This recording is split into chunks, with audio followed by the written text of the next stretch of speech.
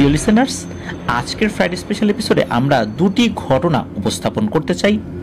আপনারা অনেকেই মর্গের ঘটনা শুনতে চান। মর্গের ঘটনা কিন্তু সবসময় পাওয়া যায় না। সাধারণত আমরা মর্গ রিলেটেড ঘটনাগুলো আমাদের প্রিয় ডাক্তার ভাইদের কাছ থেকে পেয়ে থাকি এবং ডাক্তার ভাইদের কাছ থেকে পাওয়া ঘটনার পরিমাণও খুব কম হয়। তবে এবারে আপনাদের সামনে উপস্থাপন করতে চাই মর্গ রিলেটেড একটি ঘটনা। আর এই ঘটনাটি যিনি পাঠিয়েছেন উনি ওনার কর্মস্থল, ওনার নাম বিস্তারিত আমাদেরকে জানিয়েছেন। ওনার ভিজিটিং কার্ডটাও আমাদেরকে ইমেল করে পাঠিয়েছিলেন, কিন্তু সঙ্গত কারণে ওনার নাম এবং কর্মস্থল আমরা বলতে পারছি না। তবে এতটুকু বলছি, রংপুর বিভাগের একটি জেলার সরকারি হসপিটালে উনি বর্তমানে মেডিকেল অফিসার হিসাবে কর্মরত রয়েছেন। তো যেহেতু ওনার এই পদবি এবং ওনার কর্মস্থল যেটাই আমরা বলি না কেন সেটা খুব স্পর্শকাতর হওয়ার কারণে আমরা ওনার নাম পরিচয় গোপন রাখলাম। তবে উনি যদি পরবর্তীতে ওনার যতটুকু পরিচয় প্রকাশ করতে চান আমাদেরকে জানাবেন, ততটুকুই আমরা প্রকাশ করব ইনশাল্লাহ। তো চলুন কথা না বাড়িয়ে মূল ঘটনাতে চলে যাব। প্রথম ঘটনাটি মর্গ রিলেটেড ঘটনা, আর দ্বিতীয় ঘটনাটি আপনাদের সকলের প্রিয় মাশফিক ভাইয়ের ঘটনা। তো প্রথম যে ঘটনাটি আপনাদের সাথে শেয়ার করব, এই ঘটনাটি যখন ঘটে তখন উনি মেডিকেল অফিসার হিসাবে কর্মরত ছিলেন। 2021 সালের ঘটনা। এই 2021 সালের কোনো এক বৃহস্পতিবার মার্চ মাসের এক রাত্রে উনি ডিউটি শেষ করে ওনার কোয়ার্টারে চলে আসেন। আর একজন ডক্টর কিন্তু সবসময় অন ডিউটিতে থাকেন, কারণ কখন কোন ইমার্জেন্সি হয় এটা তো বলা যায় না, তাই না? আর এই কারণে অন্যান্য চাকরিগুলোতে সরকারি ছুটির দিন বলতে যেটা বোঝায়, ডাক্তারদের ক্ষেত্রে কিন্তু এমনটা আসলে ওভাবে হয় না। তো পরের দিন তো শুক্রবার, তাই উনি ভেবেছিলেন যে তো অনেক ধকল গিয়েছে, এই সপ্তাহটা টানা ডিউটি করে শুক্রবার আছে, তাই এই রাত্রে খুব ভালো একটা ঘুম দিয়ে উঠবেন উনি। তাড়াতাড়ি ডিনার সেরে উনি শুয়ে পড়লেন। অনেক পরিশ্রান্ত হবার কারণে কখন যে ঘুমিয়েছেন উনি বলতেও পারেন না। ওনার ঘুম ভাঙে রাত 3:30 কি 4:45 দিকে। ওনার ফোনে যে কল এসেছিল সেই কলের রিংটোনের মাধ্যমে। তো উনি রিসিভ করেন, কারণ কল কেটে দেওয়ার আসলে কোনো সুযোগ নাই ডাক্তারদের, রিসিভ করতেই হবে।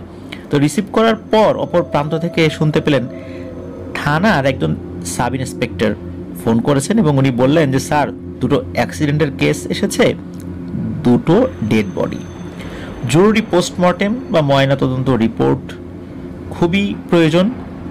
আপনার হসপিটালের ফরেন্সিক প্যাথোলজিক্যাল ডিপার্টমেন্টের প্রধান তো নেই অন ডিউটিতে, আপনি কাইন্ডলি এসে একটু পোস্টমর্টেম করে রিপোর্টটা সাইন করে দিন।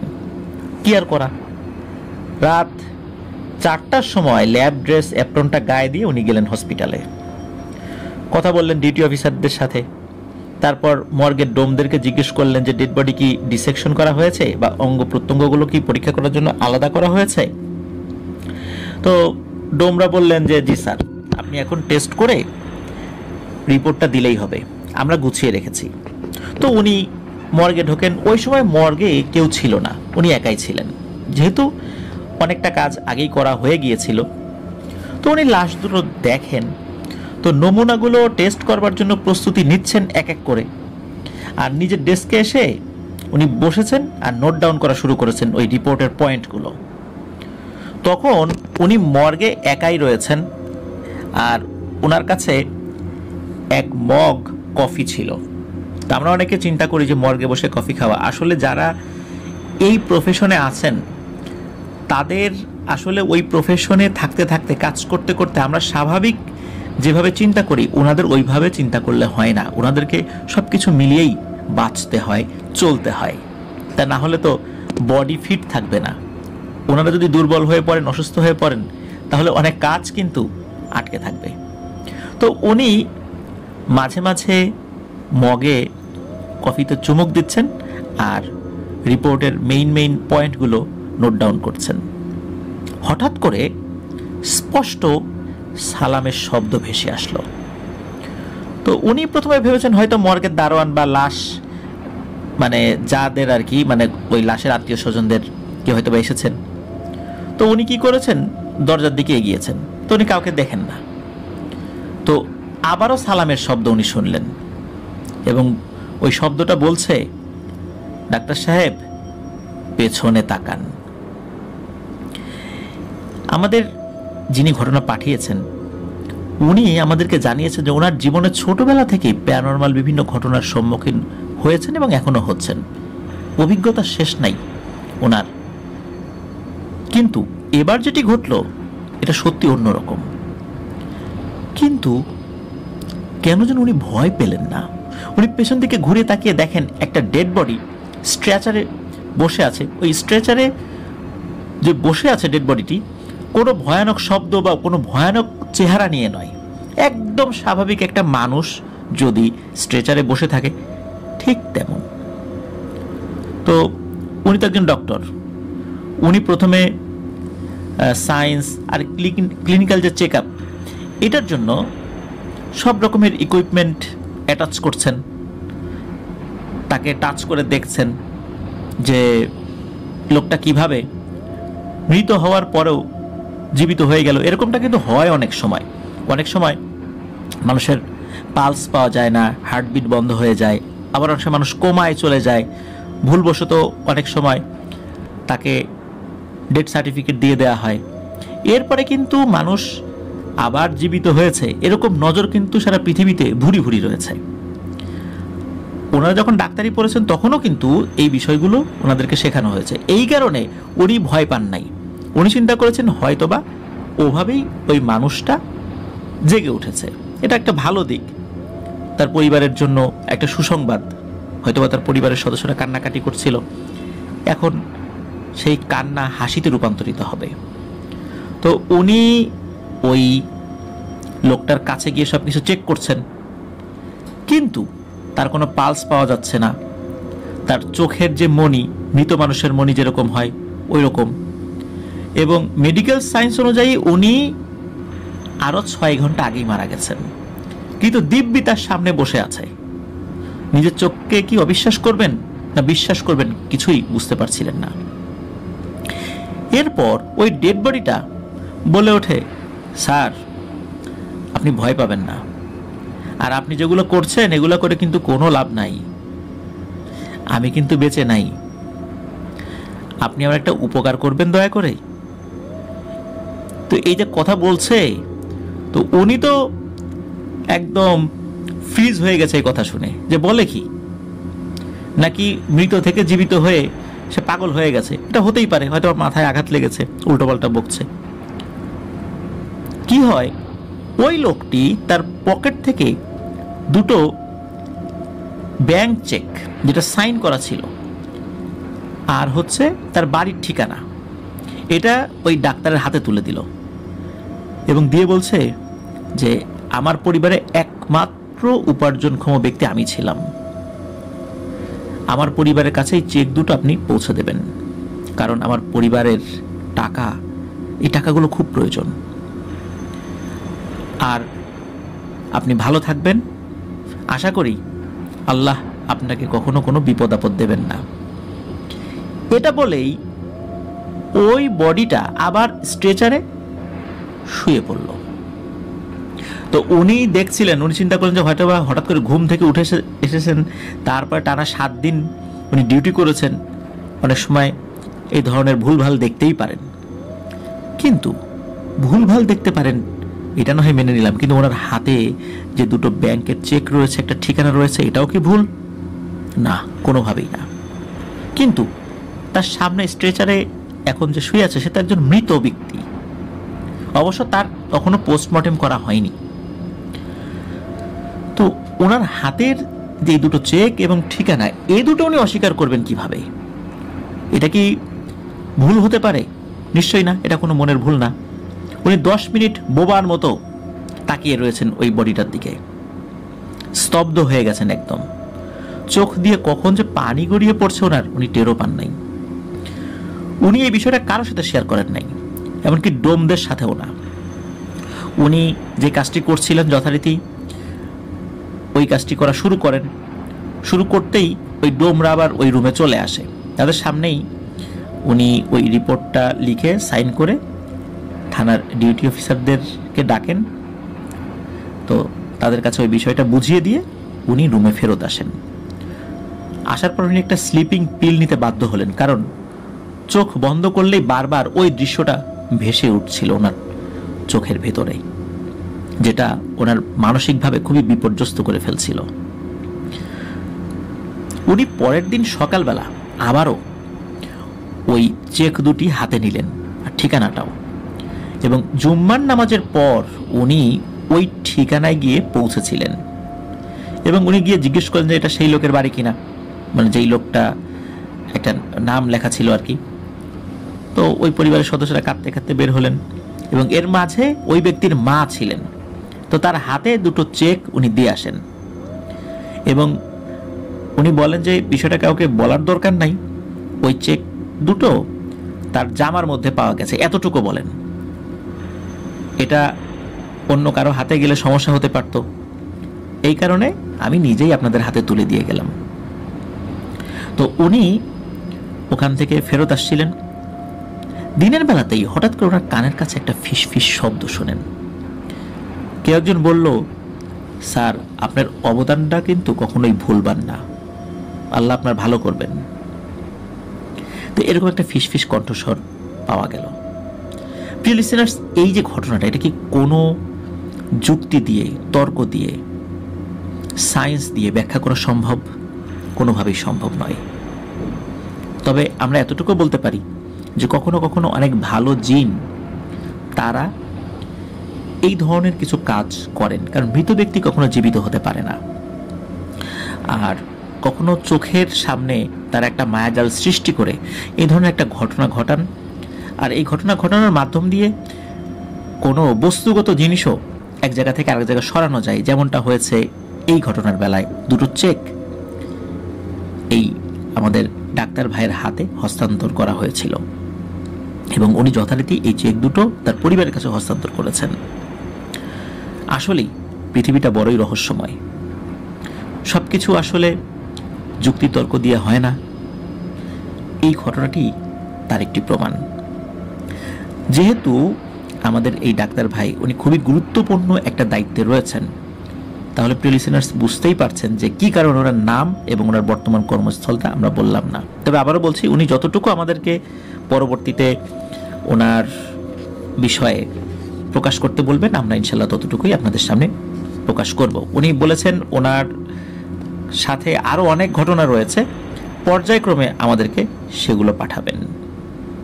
আর উনি এটাও বলেছেন যে এই ডাক্তারি প্রফেশনটা এমন একটা প্রফেশন, অনেক মৃত্যু চোখের সামনে দেখতে হয়, আর সেই রোগীর আত্মীয় স্বজনদেরকে বা লাশের আত্মীয় স্বজনদেরকে জাস্ট খালি এতটুকুই বলতে হয় যে আই এম সরি, উনি মারা গেছেন। আর এগুলো বলতে বলতে একটা সময় আর সেই অনুভূতিটাও থাকে না, যে অনুভূতিটা প্রথমের দিকে থাকে, কারণ শত শত মানুষের মৃত্যু চোখে দেখতে দেখতে একটা সময় বিষয়টা স্বাভাবিক হয়ে যায়। মানুষ একটা সময় পাথর হয়ে যায়, কিন্তু তারপরও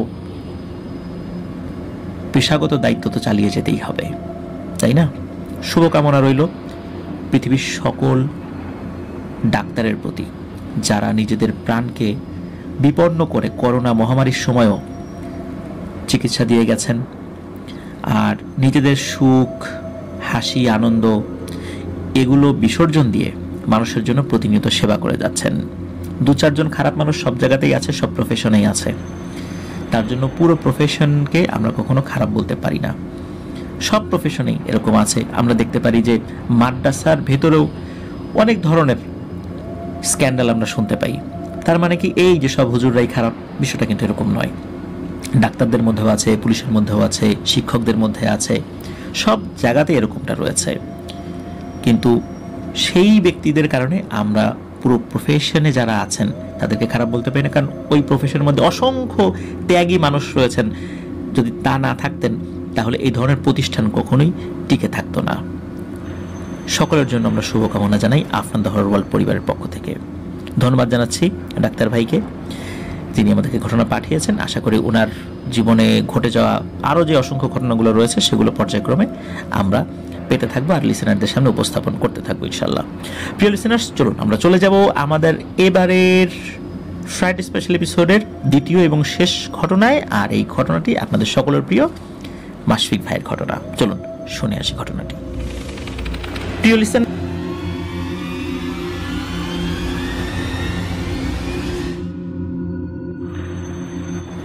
আবারও স্বাগতম জানাচ্ছি প্রিয় লিসেনার্স আমাদের ফ্রাইডে স্পেশাল এপিসোডের দ্বিতীয় এবং শেষ ঘটনায়। এখন যার ঘটনাটি আপনাদের সাথে শেয়ার করব আপনাদের সকলের প্রিয় মাশফিক ভাই। তিনি তার অনেকগুলো ঘটনা ইতোমধ্যে আমরা প্রচার করেছি। আমাদের যেই ভয়েস শিহরণ বইটি, সেই বইয়েও মাশফিক ভাইয়ের ঘটনা কিন্তু রয়েছে। আপনারা ভয়েস শিহরণ বইটি কিন্তু খুব সহজেই রকমারি থেকে অর্ডার করতে পারেন। তার জন্য যেটা করতে হবে, গুগলে রকমারি লিখে সার্চ দিলেই রকমারির যেই লিঙ্কটা সেটা চলে আসবে।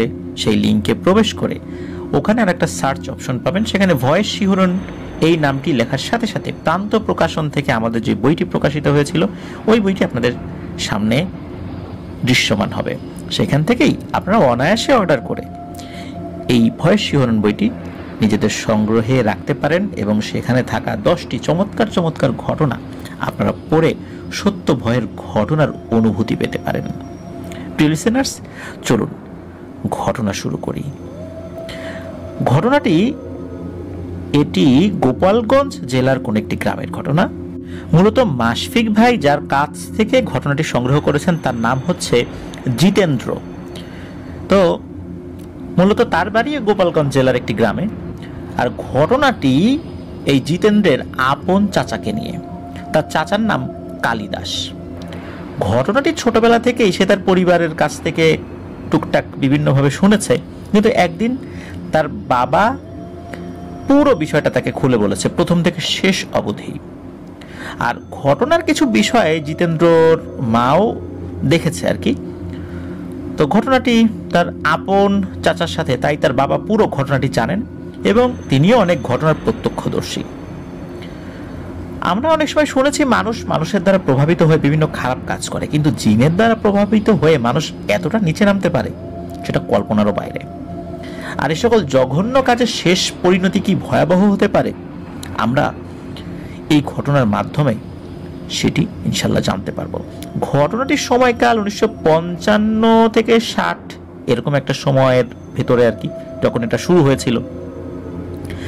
আসলে কোন সালে যে ঘটনাটি শুরু হয়েছে এটা শিওর দিয়ে আসলে ওনারা বলতে পারেন নাই, কারণ ওনার বাবা চাচারা তো আসলে ওইভাবে সময়ের হিসাবটা বা সাল তারিখ ওইভাবে লিখে রাখতেন না। তো ওই সময় কিন্তু মানুষের এইগুলো তো মনেও রাখতো না। গ্রামের বেশিরভাগ মানুষ ছিল, মানে ওই যে গ্রামটা, যে গ্রামের কথা আমরা বলছি, তো ওনারা অধিকাংশ হিন্দু সম্প্রদায়ের লোক ছিলেন। একদম অজপাড়াগা বললেই চলে গ্রামটিকে। আর ওই সময় তো গ্রামের অবস্থা তো আরও অজপাড়াগাই ছিল। গ্রামের বেশিরভাগ জায়গায় ফসলি জমি ছিল, দুটো শ্মশান রয়েছে, গাছপালা তো আছেই, আর মুসলিম যারা ছিলেন তাদের জন্য একটা কবরস্থান ছিল। তো জিতেন্দ্রের বাবার নাম হচ্ছে হরিদাস, আর তার চাচা এই হরিদাসের ছোট ভাই আর কি, যাকে ঘিরে মূলত ঘটনা, তার নাম হলো কালিদাস। এই কালিদাসের বয়স তখন 10 কি 12 বছর। কালিদাস পরিবারের সবার ছোট। তো কালিদাসের বাবাও কিন্তু জেলে, আর বড় দুই ভাই কৃষক। কোনো রকম কৃষিকাজ করে মাছ ধরে বাজারে বিক্রি করে তাদের সংসার চলে। এই কালিদাস ছোটবেলা থেকে ছিল খুবই চঞ্চল এবং বুদ্ধিমান, আর খুবই ডানপিটে ছিল সে। ছোটবেলা থেকেই দারুণ সাহসী এবং মাছ ধরায় তার ছিল ব্যাপক নেশা। মাঝে মাঝে বাবার সাথে সে যেত খালে, বিলে, নদীতে মাছ ধরতে। কালিদাসের বাড়ি থেকে 1/2 কিলোমিটার দূরে ছিল একটা বিল। সেই বিলে প্রচুর মাছ পাওয়া যেত। কালিদাস মাঝে মাঝে তার এলাকায় বন্ধুদের সাথে ওই বিলে পলো নিয়ে মাছ ধরতে যেত। পলো বলতে বাঁশ দিয়ে তৈরি এক ধরনের গোলাকার বড় বস্তু। এটাকে বিভিন্ন এলাকায় পলো বলে, বিশেষ করে দক্ষিণবঙ্গে পলো বলা হয়। এটা দিয়ে পানির ভেতরে মাছ আটকানো যায়। আবার গ্রামের অনেক মানুষ এই পলোর ভিতরে হাঁস মুরগি রেখে দেয় যাতে তারা ছুটে যেতে না পারে। সময়টা ছিল গরমকাল, বিলে তখন পানি কম ছিল। একদিন ভর দুপুর বেলা কালিদাস চিন্তা করে সে পলো নিয়ে বিলে মাছ ধরতে যাবে। তখন বাড়িতে তার মা ছিল আর তার বাবা এবং ভাইরা কাজে গেছে। তো যে কথা সেই কাজ, কালিদাস হাতে একটা ব্যাগ আর পলো নিয়ে বিলের উদ্দেশ্যে বেরিয়ে পড়ে। তো সে ভাবে যাওয়ার সময় তার বন্ধুদেরকে ডেকে নিয়ে যাবে। ওই দিন কালিদাস এবং তার দুই বন্ধু, মোট 3 জন বিলের দিকে রওনা হয় মাছ ধরতে। একদম ভর দুপুর বেলা তারা বেরিয়েছে।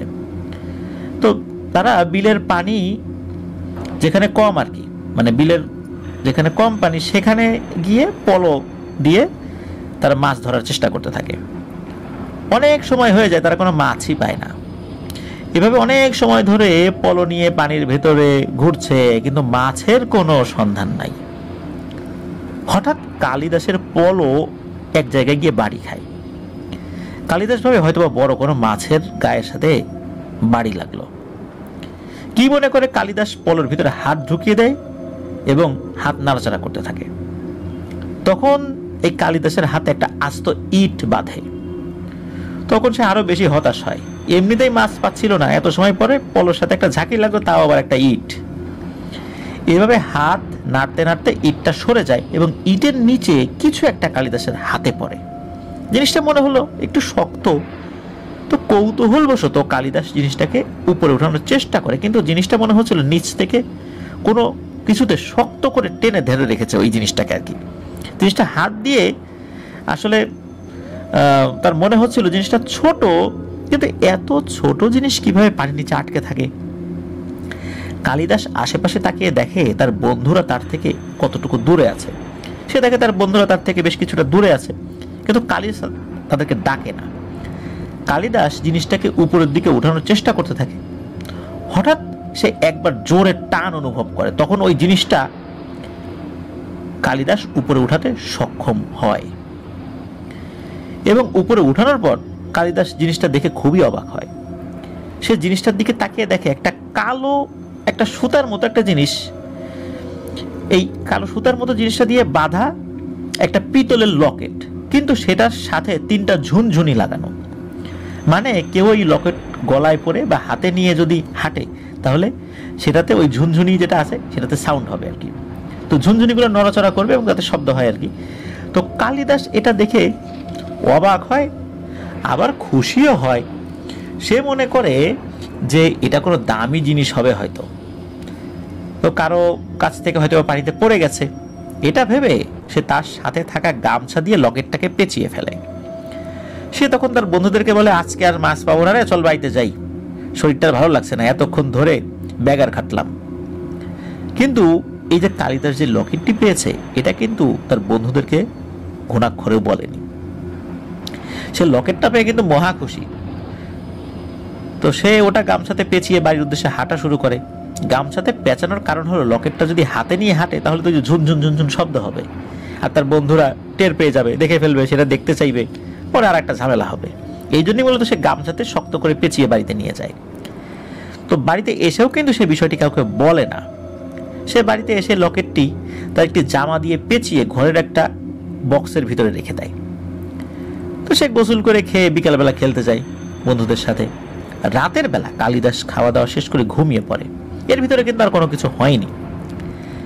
কালিদাস ঘুমানোর পর স্বপ্ন দেখে একটা বিশাল বড় দানব তার সামনে দাঁড়িয়ে আছে। দানবটার এক পা পাশের একটা গাছের উপর, আর এক পা আর এক পাশের বড় একটা গাছের উপর। বিশাল বড় দানবীয় দেহ নিয়ে কালিদাসের সামনে ওই ভয়ানক অশরীরীটি দাঁড়িয়ে থাকে। সেটা দেখতে কুচকুচে কালো এবং খুব লোভস প্রকৃতির। এটা দেখে কালিদাস স্বপ্নের ভিতর অনেক ভয় পায়, কিন্তু সে কোনো কিছু বলতে পারে না। শুধু ওই অশরীরী দানবটার দিকে কালিদাস তাকিয়ে থাকে। কালিদাস তাকিয়ে থাকতে থাকতে আরো একটা জিনিস ওই স্বপ্নের মধ্যেই খেয়াল করে। সেটা হলো, আজকে বিকালে মাছ ধরতে গিয়ে বিলের ভেতর যে লকেটটি সে পেয়েছে, ওই লকেটটাই ওই দানবটার গলায় ঝুলছে। হঠাৎ কালিদাসের ঘুম ভেঙে যায়।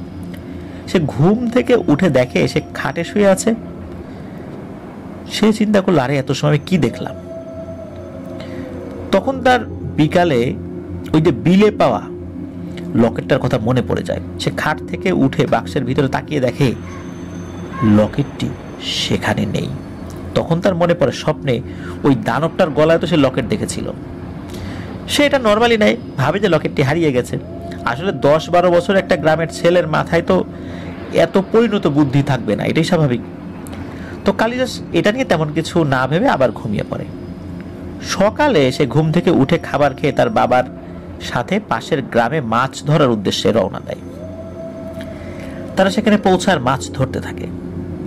কালিদাস ছোট মানুষ, সে আসলে খুব একটা যে মাছ ধরতে পারে বিষয়টা এরকমও না। বাবার সাথে মাছ ধরতে কোথাও গেলে তার বাবাকে সে বিভিন্ন কাজে সাহায্য করে, যদিও বা তার মাছ ধরায় কিন্তু খুব নেশা আছে আর কি। আর নিজে কোথাও মাছ ধরতে গেলে পলো নিয়ে কম পানিতে মাছ ধরার চেষ্টা করে। ছোট মানুষ, খুব বেশি পানিতে তো সে পলো নিয়ে মাছ ধরতে পারবে না। বড় যার হাঁটু পানি, মানে তার হাঁটু পানি যতটুকু, এই হাঁটু পানিতে সে মাছ ধরতে পারবে। তো ওই দিন কালিদাস তার বাবার মাছ ধরায় সাহায্য করছিল। তখন কালিদাস একটা জিনিস খেয়াল করে যে পানিতে কালো একটা গজার মাছ তাদের নৌকার চারপাশে ঘুরছে। তারা তখন নৌকায় বসে মাছ ধরছিল। কালিদাস তার বাবাকে বলে যে বাবা দেখো কত বড় একটা গজার মাছ। তখন তার বাবা তার কাছে এসে দেখে বিশাল সাইজের এক গজার মাছ, কিন্তু তার মাথায় একটা লাল সিঁদুরের মতো দাগ। কালিদাসের বাবা গ্রামের মানুষ, বিষয়টা কিছুটা আঁচ করতে পারে যে এই মাছটা কোনো স্বাভাবিক মাছ না। কালিদাস বারবার বলছিল বাবা মাছটার দিকে জাল ফেলো, কিন্তু তার বাবা কিছুতেই সেদিকে জাল ফেলতে চাইছে না। আবার তার ছেলেকেও খুব যে বেশি ধমক ধমক দেবে, কিছু বলতে পারছিল না, কারণ এসব বললে আবার ভয় টয় পায় কিনা ছোট মানুষ। আবার এটা কিন্তু একদম দিনে দুপুরে ঘটছে। তাদের থেকে কিছুটা দূরে আরো অনেকগুলো ছোট ছোট নৌকা ছিল, সেগুলো তো মানুষ মাছ ধরছিল। মূলত তারা তাদের পাশের গ্রামের একটা বিলে মাছ ধরছিল। তো কালিদাসের বাবা খেয়াল করে গজার মাছটি তাদের নৌকার আশপাশেই ঘুরছে, অন্য কোনো দিকে যাচ্ছে না। বিষয়টা বেগতিক দেখে তিনি কালিদাসকে বলেন আজকে আর মাছ ধরবো না রে, চল বাড়িতে যাই, কোনো ঝামেলা টামেলা হতে পারে। কি ঝামেলা এটা তো আর উনি কালিদাসকে বলেন নাই। তো উনি কালিদাসকে নিয়ে, মানে কালিদাসের বাবা কালিদাসকে নিয়ে দ্রুত বাড়ির পথ ধরেন এবং বাড়িতে চলেও যান। ওই দিন রাত্রে কালিদাস রাতের খাবার খেয়ে প্রতিদিনের মতো ঘুমিয়ে পড়ে। সেই দিন রাত্রে কালিদাস আবার সেই আগের দিনের স্বপ্নই দেখে। সেই দানবীয় অবয়ব তার সামনে দাঁড়িয়ে আছে, আর তার গলায় সেই লকেটটা ঝুলছে, কিন্তু ওই দানবটা কোনো কথা বলে না। সেদিনও কালিদাসের ঘুম ভেঙে যায়। সেদিন আসে খাট থেকে উঠে ওই বাক্সের ভিতরে লকেটটা দেখতে যাওয়ার সাহস পায়নি, কারণ সে তো আগের থেকেই জানতো বাক্সের মধ্যে লকেটটা নাই। তো ওই দিনের মতো কালিদাস ঘুমিয়ে যায়। পরদিন সকালে ঘুম থেকে উঠে কালিদাস মাথায় কিছুটা ব্যথা অনুভব করে। মাথার দুই সাইডের দুই জায়গায় হালকা ব্যথা। সে তার মাথায় ব্যথার কথা তার পরিবারের লোকজনকে জানায়, কিন্তু তারা বলে এটা তেমন কিছু না, রাতের বেলা উল্টাপাল্টা হয়তো বা ভাবে শুয়েছিস, অনেক সময় মাথা এদিক ওদিক একটু বেকায়দায় পড়লে এরকম জায়গায় জায়গায় ব্যথা হতে পারে, ঘাড় ব্যথা হতে পারে, এই জন্য হয়তো বা কোনো কারণে মাথা ব্যথা করছে। তো কালিদাসও সেটা মেনে নেয়। বিষয়টা নিয়ে এত কিছু কালিদাসও ভাবে না, তার পরিবারের সদস্যরাও ভাবে না। এভাবে কেটে যায় কয়েকদিন। এর ভিতর আর তেমন কিছুই ঘটে না কালিদাসের সাথে, কিন্তু মাথার ওই যে দুই পাশের ব্যথাটা থেকে যায়, ওটা আর কমে না। আর এই কয়েকদিনে কালিদাস ওই লকেটের কথা ভুলেই গেছে, এবং এই লকেটের কথা আর লকেটটি পাওয়ার পর সে যে স্বপ্নে 2 দিন ওই ভয়ানক দানবীয় অবয়বটাকে দেখেছে, এটা কিন্তু সে কাউকে বলেনি। একদিন ঠিক দুপুরবেলা কালিদাস সেই বিলে তার বন্ধুদের সাথে মাছ ধরতে যায়। ওই দিন আবার কালিদাস অনেক মাছ পাচ্ছিল, তো পলো ফেললেই কোনো না কোনো মাছ তার পলোর নিচে পড়ছে। কালিদাসও বেশ খুশি। তো এভাবে মাছের দিকে খেয়াল করতে করতে কখন যে চারদিকে মেঘ জমে চারপাশ কালো হয়ে যাচ্ছে, এটা কিন্তু কালিদাসের বুঝতে পারেনি। তার হুঁশ ফেরে মেঘের গর্জনে, কারণ মাছ পেতে পেতে মাছের নেশায় এইসব বিষয় তার মাথায় ছিল না। মেঘের গর্জন শুনে চারপাশে তাকিয়ে দেখে যে চারপাশ কালো হয়ে গেছে একদম, যে কোনো সময় ঝড় বৃষ্টি শুরু হবে। সে আরো খেয়াল করে তার সাথে মাছ ধরতে আসা বন্ধুরা একজনও নাই, তাদেরকে কোথাও দেখা যাচ্ছে না। কালিদাস বিষয় দেখে খুবই অবাক হয় যে একসাথে বন্ধুরা আসলাম মাছ ধরতে, অথচ ওরা সবাই আমাকে রেখে চলে গেল। এই চিন্তা করে কালিদাস তার বন্ধুদের উপর খুব রাগ করে। কালিদাস তার পলো আর মাছের ব্যাগ সহ বাড়ির উদ্দেশ্যে রওনা হয়। বিল থেকে উঠে যখন রাস্তায় কয়েক কদম হাঁটা শুরু করেছে তখন প্রচন্ড জোরে বাতাস বইতে থাকে এবং আকাশে বিদ্যুৎ চমকাতে থাকে। কালিদাস ছোট মানুষ, তারপর আবার একা, সে কিছুটা ভয় পায়। সে হঠাৎ একটা জিনিস খেয়াল করে যে তার পেছন পেছন বিশাল কিছু হেঁটে আসছে এবং ওই হেঁটে আসার কারণে ধূপধাপ ধূপধাপ শব্দ হচ্ছে। কালিদাস ভয়ে পেছনে তাকায়, কিন্তু সে পেছনে তাকিয়ে কিছুই দেখতে পায় না। তখন সে এক দৌড় দিয়ে বাড়িতে চলে যায়। আজকেও যে তার সাথে কি ঘটছে সেটাও সে বাড়িতে গিয়ে কাউকে কিছু বলেনি। ওই দিন খুব ঝড় বৃষ্টি হয়। সেদিনও কালিদাস রাতের খাবার শেষ করে ঘুমিয়ে পড়ে। রাত তখন যে কয়টা বাজে সেটা তো সে বুঝতে পারে না। হঠাৎ তার ঘুম ভাঙে ঝুনঝুন ঝুনঝুন শব্দে। সে ঘুম থেকে উঠে বুঝতে পারে ঘরের বাইরের উঠোনে এই ঝুনঝুন ঝুনঝুন শব্দ হচ্ছে। কালিদাস যেন এই ঝুনঝুনির শব্দটা একদম সহ্য করতে পারছে না। তার মনে হচ্ছে ঝুনঝুনির শব্দ তাকে খুব কষ্ট দিচ্ছে। এমনিতেই তার মাথা ব্যথা, এই ঝুনঝুনির শব্দ তার মাথায় লেগে মানে মাথার ভিতরে ঢুকে খুব যন্ত্রণা দিচ্ছিল আর কি। সে বাড়ির কাউকে ডাকে না। সেই ঝুনঝুনির শব্দ সহ্য করতে না পেরে ওই গভীর রাত্রে একা দরজা খুলে বাইরে বের হয়। তখন সে যেটা দেখে সেটা ওই বয়সের কোনো মানুষের পক্ষে দেখা সম্ভব নয়। তখন সে ওই যে স্বপ্নে দেখা সেই ভয়ানক লোমশ দানবটাকে সরাসরি দেখতে পায়। সে দেখে দানবটি তাদের বাড়ির উঠোনে দাঁড়িয়ে আছে এবং তার গলায় ওই যে বিলে পাওয়া সেই লকেটটা ঝুলছে। আর সেই লকেটের সাথে ঝুলানো যে ঝুনঝুনিটা ছিল, ওই ঝুনঝুনি থেকে ঝুনঝুন ঝুনঝুন আওয়াজ আসছে। তখন তার সেই স্বপ্নের কথা মনে পড়ে যায়। কালিদাস অপলক দৃষ্টিতে ওই দানবের দিকে তাকিয়ে থাকে এবং সে দেখে ওই দানবটা তাকে জোর করে প্রণাম করছে, কিন্তু কোনো কথা বলছে না। কালিদাস ভয়ে নড়াচড়াও করতে পারছে না, আবার কথাও বলতে পারছে না, শুধু ওই দানবটার দিকে এক নজরে তাকিয়ে আছে। তখন আবার তার মা ওয়াশরুমে যাওয়ার জন্য ঘুম থেকে উঠেছে। গ্রামের ওয়াশরুমগুলো তো ঘরের বাইরেই থাকে। তো উনি উঠে দেখেছেন যে ঘরের দরজা খোলা আর খাটে তার ছেলে কালিদাস নাই। তখন তিনি মনে করেছেন কালিদাস হয়তো বা ওয়াশরুমে গেছে। তো ঘর থেকে ওয়াশরুমটা একটু দূরেই ছিল। তো কালিদাসের মা ভাবে তার ছেলে হয়তো বা ওয়াশরুমে গেছে, তাই তাদের ডাকেনি। তো উনিও ওয়াশরুমের উদ্দেশ্যে ঘর থেকে বের হন। তো উনি যখন ঘর থেকে বের হয়েছেন তখন দেখে তার ছেলে ঘরের সামনে উপরের দিকে তাকিয়ে দাঁড়িয়ে আছে। তখন কালিদাসের মা কালিদাসকে ডাক দেয় যে, কি রে, তুই এত রাত্রে বাইরে একা কি করিস? আর উপরের দিকে তাকায় দেখিস কি? আর এত রাতে একা বের হয়েছিস কেন? আমাকে ডাকলি না কেন? কিন্তু কালিদাস এই কথার কোনো উত্তর না দিয়ে ওই উপরের দিকে তাকিয়েই রয়েছে। সে তার মায়ের কথার কোনো উত্তরই দেয় না। তার মা কাছে গিয়ে যখন কালিদাসের গায়ে হাত দেয় তখন কালিদাসের হুঁশ ফেরে। তখন তার মা বলে, কিরে, বাইরে কি করিস? তখন কালিদাস বলে, আমি তো ঘুমিয়েছিলাম, বাইরে কিভাবে আসলাম? আর এইটা আমি কি দেখলাম? তখন কালিদাসের মা বলে, তুই কি দেখছিস? তুই কি খারাপ কিছু দেখে ভয় পাইছিস? এটা বলে কালিদাসের মা। আর কালিদাসের মা এটা বলে কালিদাসকে বুকে জড়িয়ে ধরে ঘরে নিয়ে যায়। তো ওই রাতে তারা ঘুমিয়ে পড়ে। পরদিন সকালে উঠে তার মা কালিদাসের বাবা এবং ভাইদের সামনে কালিদাসকে বলে, তুই কি দেখেছিস বাবা, আমাদেরকে বল তো। তখন আসলে কালিদাস পুরো বিষয়টা তাদেরকে খুলে বলে। ওই লকেটটা সে কিভাবে পায়, ওই লকেটটা পাওয়ার পর সে কি স্বপ্নে দেখেছে এবং গত রাত্রে স্বপ্নে দেখা সেই ভয়ানক দানবকে সরাসরি দেখেছে এবং ওই দানবটা তাকে প্রণাম করছিল, এটাও সে সকলকে খুলে বলে।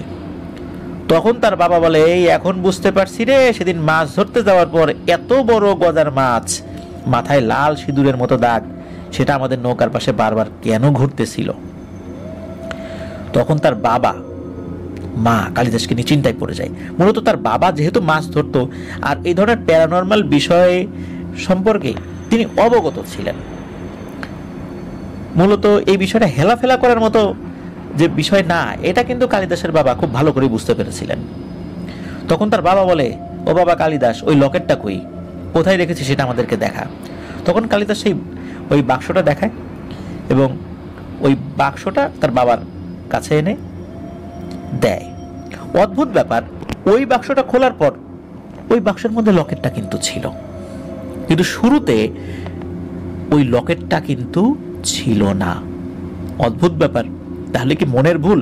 হয়তো ঘুমের ঘরে উঠে দেখেছে যে লকেটটা নাই, এটা হতে পারে। আর পরের দিন তো সে দেখে না, এর ভিতরে সে খোলেও নেই।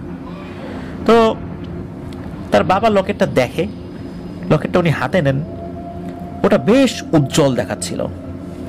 তার বাবা লকেটটাকে নদীতে ফেলে দেওয়ার কথা বলেন এবং উনি আরও বলেন এটা কোনো খারাপ জিনিসের হতে পারে, আবার এটা কোনো নিষিদ্ধ লকেটও হতে পারে। এই লকেট বাড়িতে আনার পর তোর সাথে এগুলো হচ্ছে কেন? তখন কালিদাসের মা বলে, এই লকেটটি পানিতে ফেলে দিয়ে রে বাপ, এসব ঝামেলায় আমাদের পড়ার দরকার নাই। কিন্তু কালিদাস কিছুতেই লকেটটি হাতছাড়া করতে চায় না। তখন কালিদাসের যে বড় ভাই হরিদাস, যিনি মূলত এই ঘটনাটি পুঙ্খানুপুঙ্খভাবে বর্ণনা করেছিলেন আর কি, তো উনি বলেন যে তার বাবা লকেটটি ফেলে দিতে একটা পর্যায়ে নিষেধ করেন এবং বলেন যে একটা কাজ করি, আমরা তো গরিব মানুষ, আমরা একটা বাজারে বিক্রি করে দিই, ফেলে দিলে আবার কে পাবে, কি হবে না হবে, আমরা তো দিন আনতে দিন খাই, তো বিক্রি করে দিলে কিছু টাকা পয়সা হবে, আর ফেলে দিলে তো লসই হইল। মানে শুরুর দিকে কিন্তু কালিদাসের বাবা এটা ফেলে দেওয়ার পক্ষ নিয়েছিলেন, কিন্তু পরবর্তীতে কোনো একটা বিষয় চিন্তা করে উনি আর সেই বিষয়টা করেন নাই। তখন কালিদাসের বাবা আর মা এই বিষয়টা সম্মিলিতভাবে সিদ্ধান্ত নেন যে কালিদাসের মাও শুরুতে রাজি ছিল, মানে উনি তো বলেছেন ফেলে দিতে, যে পরে মা বাবা একসাথে সিদ্ধান্ত নেন ঠিক আছে যাও এটা বাজারে বিক্রি করে দাও। কিন্তু এটাই যে একটা ভয়ানক একটা ভুল ছিল কালিদাসের মা বাবার, এটা তো ওনারা আসলে বুঝতে পারেন নাই। তো পরদিন বিকালবেলা কালিদাসের বাবা লকেটটি নিয়ে বাজারে যান এবং সেটা এক স্বর্ণকারের দোকানে খুব সামান্য দামে বিক্রিও করে দেন। কারণ হলো এই লকেটটি ছিল পিতলের, আর তারা মনে করছে এটি স্বর্ণের, কিন্তু আসলে এটা ছিল একদম পিওর পিতলের একটি লকেট। তিনি লকেটটি বেচে বাড়ির জন্য বাজারঘাট করে বাড়ির উদ্দেশ্যে রওনা দিতে একটু রাত হয়ে যায়। তখনকার দিনে তো সন্ধ্যার পরেই চারদিকে শুনশান নীরবতা নেমে আসতো। সন্ধ্যার পর রাস্তাঘাটে মানুষ একদম পাওয়াই যেত না বললে চলে। তিনি তার বাজার নিয়ে গ্রামের রাস্তা ধরে বাড়ির দিকে হাঁটছিলেন। কিছুটা দূরে যাওয়ার পর তিনি একটা শব্দ শুনতে পান। মনে হচ্ছে কেউ শুকনো পাতার উপর দিয়ে হাঁটলে যে শব্দ হয় ঠিক তেমন শব্দই হচ্ছে। তিনি গ্রামের মানুষ, এসব যে স্বাভাবিক কিছু না সেটা কিন্তু তিনি বুঝতে পেরেছেন। তিনি বাড়ির দিকে দ্রুত হাঁটা ধরেন, পিছন দিকে তাকান নাই এবং দ্রুত হাঁটতে হাঁটতে বাড়িতে চলেও আসেন। পথে তার সাথে আর কোনো সমস্যা হয়নি। তখন তিনি বাড়িতে এসে রাতের খাওয়া শেষ করে ঘুমিয়েও পড়েন। পরদিন ভোরবেলা তিনি ঘুম থেকে উঠেছেন। এর কিছু সময় পর সেই স্বর্ণকার হাঁপাতে হাঁপাতে তার বাড়িতে আসে। সেই স্বর্ণকার কালিদাসের বাবাকে আবার চিনত এবং তার বাড়িও চিনত, তাই তার আসতে কোনো অসুবিধা হয়নি। এত সকালে ওই স্বর্ণকারকে হাঁপাতে হাঁপাতে আসতে দেখে কালিদাসের বাবা বলে, নাই রে বাপু, কি হয়েছে এত সকালে আমার বাড়িতে? তখন স্বর্ণকার বলে, ভাই তোমার লকেট ফেরত দিতে আইছি, এটা আমার কোনো দরকার নাই, আমার টাকা ফেরত দেওয়া লাগবে না, তোমার লকেট তোমার কাছেই রাখো, আমি বাপু কোনো বিপদে পড়তে চাই না, এই লকেট নিয়ে আমি বিপদেও পড়তে চাই না, মরতেও চাই না, আর পরিবারের সদস্যদেরকেও বিপদে ফেলতে চাই না। তখন কালিদাসের বাবা বলে, লকেট রাখলে তোমাকে মরতে হবে মানে? তখন স্বর্ণকার তাকে একটা ভয়ঙ্কর বিষয় বলেন। তিনি বলেন, গতকাল তোমার থেকে লকেটটা কেনার পর আমি লকেটটা বারবার দেখি, এটা আমার খুবই ভালো লাগে। এরকম লকেট আমি কখনো দেখিনি, বিভিন্ন ধরনের লকেট দেখেছি কিন্তু এরকম দেখিনি, তাই আমি দোকান বন্ধ করার সময় এটা সাথে করে বাড়িতে নিয়ে যাই। বাড়িতে যাওয়ার পর আমি রাতের খাওয়া শেষ করে ঘুমিয়েও পড়ি। রাত তখন কয়টা বাজে জানি না, হঠাৎ আমার ঘুম ভাঙে ভয়ানক এক কণ্ঠের ডাকে। সে আমার নাম ধরে ডাকছে। আমি থতমত খেয়ে উঠে পড়ি এবং কে ডাকছে সেটা দেখার জন্য বাইরে বের হই। আমি বাইরে বের হয়ে যেটা দেখি সেটা আমি আর কখনো দেখতে চাই না। আমি দেখি বিশাল লোমশ একটা দানব আমার উঠোনে দাঁড়িয়ে আছে আর রাগে গড়গড় করছে। তার চোখ দুটো এতটাই লাল, দেখে মনে হচ্ছে যে কোনো সময় চোখ দুটো ফুটে বেরিয়ে আসবে। এটা দেখে আমি মারাত্মক ভয় পাই, নড়াচড়া করার শক্তি হারিয়ে ফেলি। তখন ওই ভয়ানক দানবটি বলে ওঠে, লকেটটা যার কাছ থেকে নিছিস সকালবেলায় তার কাছে ফিরে দিয়ে আসবি, আর যদি না দিস তাহলে তোর দেহ থেকে মাথা আলাদা করে ফেলবো। মনে রাখিস, কাল সকালবেলায় তুই এই কাজটা করবি, এর ব্যতিক্রম হলে কিন্তু তুই মরবি। এটা বলে ওই দানবটা ভয়ানক হুঙ্কার দিতে থাকে এবং চোখের পলকে ভ্যানিশ হয়ে যায়। তখন আমি শরীর নাড়াতে পারি এবং কথা বলার শক্তি ফেরত আসে। তাই আমি বাবু সকাল হওয়ার সাথে সাথে তোমার কাছে আসি, এই নাও বাবু তোমার লকেট, আমি এই ঝামেলা বয়ে বেড়াইতে পারবো না, তোমার জিনিস তুমিই রাখো, আর যে টাকা তোমাকে দিছি মনে করো যে ওইটা তোমার উপহার, তোমার কাছ থেকে এই টাকা নিয়েও আবার কোন বিপদে পড়বো তা আমি জানি না, তুমি বাবা আমাকে মাফ করে দাও। এই কথা বলে স্বর্ণকার লকেটটি দেখে আর কোনো কথা না বলেই হন হন করে হাঁটতে হাঁটতে বাড়ির দিকে চলে যায়। এসব কথা শুনে কালিদাসের বাবা তো চিন্তায় পড়ে যান যে আসলে হচ্ছেটা কি, এই লকেট কি তাদের কোনো ক্ষতি করবে কিনা, এই সমস্ত নানান চিন্তা তার মাথায় ঘোরে। কালিদাসের বাবা কালিদাসের মাকে বিষয়টা বলেন, তখন তার মাও চিন্তায় পড়ে যান। তখন কালিদাস তার বাবার থেকে লকেটটি নেয় এবং সে বলে এটা সে কাউকে দেবে না এবং এটা সে যত্ন করে তার কাছেই রাখবে। আসলে কি কারণে কালিদাস এই লকেটটি তার কাছে রাখতে চায় বিষয়টি কেউ বুঝে উঠতে পারে না। কালিদাস ছোট মানুষ, তো ও হয়তোবা শিশুসুলভ আচরণের কারণেই সে রাখতে চেয়েছে, বিষয়টা তার ভালো লেগেছে। তো কালিদাসের বাবা মা বিষয়টি নিয়ে আর তেমন জোরাজুরি করেনি, এভাবে কেটে যায় বেশ কয়েকটা দিন। এর ভিতরে আর তেমন কিছু হয় না। এর কয়েকদিন পর একদিন রাত্রে কালিদাস ঘুমিয়েছিল, সেদিনও ওই ঝুনঝুন ঝুনঝুন শব্দে তার ঘুম ভেঙে যায়। ওই ঝুনঝুনির শব্দ মনে হচ্ছে তাকে একরকম ভাবে আকর্ষণ করে টেনে আনছে। সে কোনো কিছু চিন্তা না করে দরজা খুলে বাইরে বের হয়। সেদিনও সে স্বপ্নে এবং আগের যে সময়গুলোতে রাত্রে যে ভয়ানক দানবকে দেখেছে এবং এক রাত্রে সে যে দানবটাকে সাক্ষাতে দেখেছিল সেটাকে আবার দেখতে পায়। ওই দানবটার গলায় সেই লকেটটি ঝুলছে আর সেটা থেকেই ঝুনঝুনির শব্দ আসছে। তো কালিদাস এবারও কোনো কথা বলতে পারছে না এবং এক নজর ওই জিনিসের দিকে তাকিয়ে আছে। এবার প্রথম এই দানবটি কথা বলে কালিদাসের সাথে। ওই ভয়ানক দানবটি বলে ওঠে, কালিদাস, আমি তোর কাছে আসতে চাই, তোকে আমার খুব পছন্দ হয়েছে, তুই লকেটটি তোর কাছে যত্ন করে রেখে দিবি সারা জীবন, ওটা কারো কাছে যেন না যায়, তাহলে তুই অনেক বেশি শক্তিশালী হবি, তোর অনেক সুনাম সুখ্যাতি চারদিকে ছড়িয়ে পড়বে, সবাই তোকে ভালোবাসবে, সম্মান করবে, মানুষ তোকে মানবে, মূল্য দেবে। তুই শুধু আমার কথা শুনবি আর আমি যা করতে বলবো তাই করবি, তাহলে তুই অদৃশ্য জগতের জ্ঞান অর্জন করতে পারবি, শক্তি অর্জন করতে পারবি। এই বলে ওই ভয়ানক দানবটি অদৃশ্য হয়ে যায়। তখন কালিদাসের হুঁশ ফেরে। সে তখন ঘরে চলে আসে কিন্তু বাড়ির কাউকে ডাকে না। ওই রাত্রে সে ঘুমিয়ে পড়ে। পরদিন সকালে ঘুম থেকে উঠে কালিদাস ওই লকেটে ঠিকঠাক আছে কিনা সে দেখে না, সবই ঠিকঠাক আছে, কোনো সমস্যা নাই।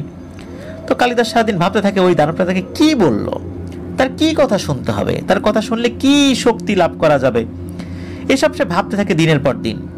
সে ওই লকেটটি খুব যত্ন করে লুকিয়ে রাখে। তখনও কিন্তু তার মাথার দুই সাইডে হালকা ব্যথা ছিল আগের মতো, এটা কিন্তু ভালো হচ্ছিল না। এতদিন পার হচ্ছে তাও তার মাথার দুই সাইডের ব্যথা এতটুকু কমে নাই। কালিদাস সেদিন রাত্রে ভয়ানক দানবটি তাকে কি বলেছে এটা কিন্তু বাড়ির কাউকে বলে নাই। এভাবে কেটে যায় বেশ কয়েকটা দিন। এর ভিতরে আর তেমন কোনো কিছু ঘটেও নাই। একদিন সকালে ঘুম থেকে উঠে কালিদাসের মা খেয়াল করে তার ছেলে কালিদাসের যে মাথার দুই সাইডের যে অংশটা, এই অংশটা একটু উঁচু দেখাচ্ছে, তার মানে কালো কিছু একটু হালকা উঁচু হয়ে আছে। তখন তার মা কালিদাসকে বলে, কিরে বাবা, তোর মাথায় কি হয়েছে? তো কালিদাস মাথায় হাত দিয়ে দেখে দুই সাইডে একটু উঁচু। তখন তার মা খেয়াল করে মাথার দুই সাইডে দুটো গজ উঠতেছে আর কি। তো তখন কালিদাসের মা সেটা কালিদাসের বাবাকে দেখায়। কালিদাসের বাবা এটা দেখে চিন্তিত হয়ে পড়েন। তিনি বুঝতে পারছেন আসলে তাদের সাথে হচ্ছেটা কি। কালিদাসের বাবা এই বিষয়টা যাতে না হয় এটা ট্রিটমেন্ট করতে চান, কিন্তু কালিদাস এটা ট্রিটমেন্ট করতে রাজি না। তো কালিদাস বলে, এটা যেরকম আছে ওরকমই থাক, এটাই নাকি কালিদাসের ইচ্ছা। তো একটা পর্যায়ে কি হয়, অল্প কয়েকদিনের মধ্যে ওই জায়গা থেকে, উঁচু জায়গা থেকে জট হয়ে যায়, দুটো জট হয়। তো কালিদাস ওই জট কাটতে রাজি না। কালিদাসের মা বাবা চিন্তিত হয়ে পড়লেও কালিদাসকে ওই জটটা কাটতে তারা জোরাজোরি করে না। এভাবে দিন যেতে থাকে আর ওই জটটি বড় হতে থাকে। এর বেশ কয়েক বছর পর, মানে কালিদাসের বয়স তখন হয়ে গেছে প্রায় 16-17 বছর, তখন মূলত শুরু হয় আসল ঘটনা। শেষ যেদিন রাত্রে ওই ভয়ানক দানবটি কালিদাসকে তার কথা শুনতে বলছিল, এরপর কিন্তু আর কখনোই ওই দানবটা কালিদাসের সামনে আসেনি, দেখাও দেয়নি, এর ভিতরে কোনো ঘটনাও সে ঘটায়নি। কিন্তু তার মাথার জটটি ওঠার পর থেকে এটি শুধু বড় হতেই থাকে। কালিদাসও ওই জটের যত্ন করতে থাকে। আবার সেই লকেটটি কালিদাস খুব যত্ন করে লুকিয়েও রাখে। মাঝখানে কয়েক বছর কোনো ঘটনা ঘটেনি বলে কালিদাসের পরিবার সেই লকেটটির কথা একটা ভুলেই গিয়েছিল। কালিদাসের বয়স 16-17 হয়ে গেছে, তখন আবার শীতকাল চলছিল, চারদিকে অনেক ঠান্ডা পড়েছে। একদিন রাত্রে সেই ঝুনঝুনির শব্দে কালিদাসের ঘুম ভাঙে। বাড়ির বাইরে ঝুনঝুন ঝুনঝুন শব্দ হচ্ছে। অনেকদিন পরে শব্দটা সে পেল। কালিদাস সেদিনও ঘুম থেকে উঠে মন্ত্রমুগ্ধের মতো এই ঝুনঝুনির শব্দের দরজা খুলে বাইরে বের হয়। সেদিন কালিদাসের সাথে ওই ভয়ানক দানবটির কথাও হয়। দানবটি কালিদাসকে বলে, কিরে কালিদাস, আমাকে চিনতে পারছিস? আমি কিন্তু বেশ কয়েক বছর আগে তোর সাথে দেখা দিয়েছিলাম, তোকে কিছু উপদেশ দিয়েছিলাম, আমার কথা শুনতে বলেছিলাম। প্রথমবারের মতো কালিদাস তখন ওই দানবটার সাথে কথা বলে। তখন কালিদাস বলে যে, আচ্ছা, আপনি তো আমাকে বিভিন্ন বিষয় বলছিলেন, কিন্তু আপনি কে, আর আপনি এত ভয়ঙ্কর কেন? আপনি আমার কাছে কি চান, আর আমি বা কিভাবে আপনার কথা শুনবো? তখন ওই দানবটি বলে ওঠে, আমি কে, কোথায় থাকি, কেন তোর কাছে আসছি, এসব এখন বলবো না, যখন সময় আসবে তখন বলবো। তুই এখন বল, তুই কি আমার কথা শুনবি, আমার কথা মতো চলবি? আমার কথা শুনলে তুই অনেক বড় হতে পারবি, শক্তিশালী তন্ত্র সাধক হতে পারবি, অনেক অদৃশ্য ক্ষমতার অধিকারী হতে পারবি। তখন কালিদাস বলে, আমাকে বলেন, আমাকে কি করতে হবে? তখন ওই দানবটা বলে, আমার ভিতর যা আছে তোকে দেওয়ার চেষ্টা করব, তবে মনে রাখিস আমাদের ভিতর যা কিছু কথা হয় সেগুলো কাউকে বলতে পারবি না, আর লকেটটি যত্ন করে রেখে দিবি। মনে রাখিস ওই লকেটটাই তোর শক্তি, ওটা কখনো হারাতে দিস না। কিন্তু যেদিন তোর মৃত্যু হবে সেদিন ওটা এমনিতেই হারিয়ে যাবে।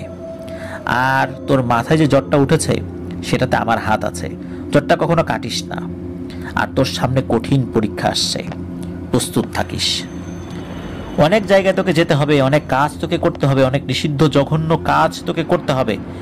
এসব করতে তোর কোনো সমস্যা হবে না। আর মনে রাখবি, তোর মনে কোনো দয়া মায়া থাকা যাবে না। জীবনে কখনো মহিলা মানুষের সান্নিধ্যে যাওয়া যাবে না, মহিলা মানুষের সাথে কোনো সম্পর্ক করা যাবে না। আর তুই কখনো ঘর সংসার করতে পারবি না, তাহলেই তুই তন্ত্র সিদ্ধি লাভ করে অনেক ক্ষমতাবান হতে পারবি। তুই প্রস্তুত থাক। আগামী অমাবস্যায় তোর কাজ শুরু হবে, কি করতে হবে সেটা আমি তোকে জানিয়ে দেব। এই বলে দানবটি চলে যায়। তখন কালিদাস ঘরে চলে আসে, সেই বিষয়ে কাউকে কিছু জানাবে না এই সিদ্ধান্ত নেয়। আর তার ভেতর অদৃশ্য শক্তির একটা লোভ চলে আসে যে সে অদৃশ্য শক্তির অধিকারী হতে পারবে।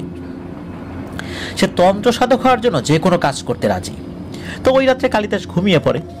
পরদিন সকালে উঠে সে ভাবতে থাকে যে তাকে কি করতে হবে, যেটা করতে দেবে সেটা সে করতে পারবে কি পারবে না, সেটা করতে গেলে আবার কি সমস্যা হয়, সব কাজ ঠিকঠাক মতো সে করে ক্ষমতা অর্জন করতে পারবে কি পারবে না। এইসব ভাবতে ভাবতে বেশ কয়েকটা দিন কেটে যায়। কিন্তু সে তার লকেটটিকে কিন্তু সবসময় চোখে চোখে রাখতো এবং খুব যত্ন সহকারে রাখতো। এইভাবে দিন চলতে থাকে। একদিন রাত্রে আবার সেই ঝুনঝুন ঝুনঝুন শব্দ, আর এই ঝুনঝুনির শব্দে কালিদাসের ঘুম ভাঙে। কালিদাস বুঝতে পারে তার ডাক পড়েছে। সে দরজা খুলে বাইরে বের হয় এবং দেখে সেই দানবটি তার সামনে দাঁড়িয়ে আছে। ওই দানবটি বলে, কালিদাস, আগামী পরশুদিন অমাবস্যা, ওই রাত্রে তোর বাড়ির কাছে যে শ্মশানটি রয়েছে ওখানে গিয়ে দেখবি সদ্য একটা লাশ পোড়ানো হয়েছে, সেটার ছাই নিয়ে আসবি। আর যেখানে লাশটি পোড়ানো হয়েছে সেখান থেকে এক মুঠ মাটি নিয়ে আসবি। আর তুই যখন যাবি শরীরে কোনো জামা কাপড় রাখা যাবে না, আর যেতে হবে গভীর রাত্রে। শ্মশান থেকে ফেরত আসার সময় অনেক শব্দ শুনতে পাবি, সামনে অনেক ভয়ানক জিনিস আসতে পারে, কিন্তু তুই ভয় পাবি না। আমি দূর থেকে তোকে সাহায্য করার চেষ্টা করব। মনে রাখিস, মূল কাজটা কিন্তু তোকেই করতে হবে। আমি যদি সব কাজে সাহায্য করি তাহলে তুই কিন্তু সাধক হতে পারবি না। তুই সাধক হওয়ার পর আমি তোর অনেক সাহায্য করতে পারবো। তখন দানবটি কালিদাসকে একটা বোতল দিয়ে বলে, এটাতে এক ধরনের তেল আছে, শ্মশানে যাওয়ার পর এই তেল মাখবি, তাহলে তোর কোনো কিছু ক্ষতি কেউ করতে পারবে না। তবে যাই হোক না কেন পেছন দিকে কিন্তু তাকাস না, আর বাকিটা আমি দেখব। এটা তোর প্রথম পরীক্ষা। এটা যদি করতে পারিস তাহলে তুই তোর কাজে এক ধাপ এগিয়ে যাবি। এই বলে ওই ভয়ানক দানবটা চলে যায়। কালিদাস তখন ঘরে এসে তেলের বোতলটি খুব সাবধানে এক জায়গায় লুকিয়ে রাখে, যাতে কেউ এটা টের না পায়।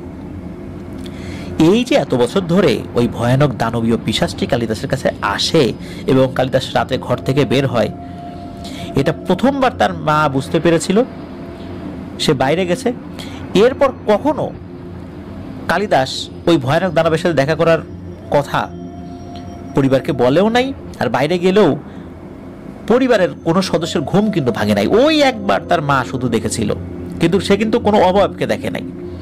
এইটাই তো। যাই হোক, ওই রাত্রে কালিদাস ঘুমিয়ে পড়ে। এর একদিন পর অমাবস্যা চলে আসে। কালিদাস মানসিকভাবে প্রস্তুতি নেয় রাত্রে শ্মশানে যাওয়ার জন্য।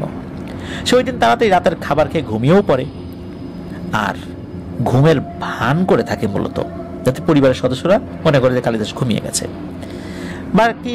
বাড়ির বাকি সদস্যরা তো ঘুমিয়ে যখন পড়েছে, তখন সে গভীর রাত্রে ওই তেলটা গায়ে মেখে বের হয়।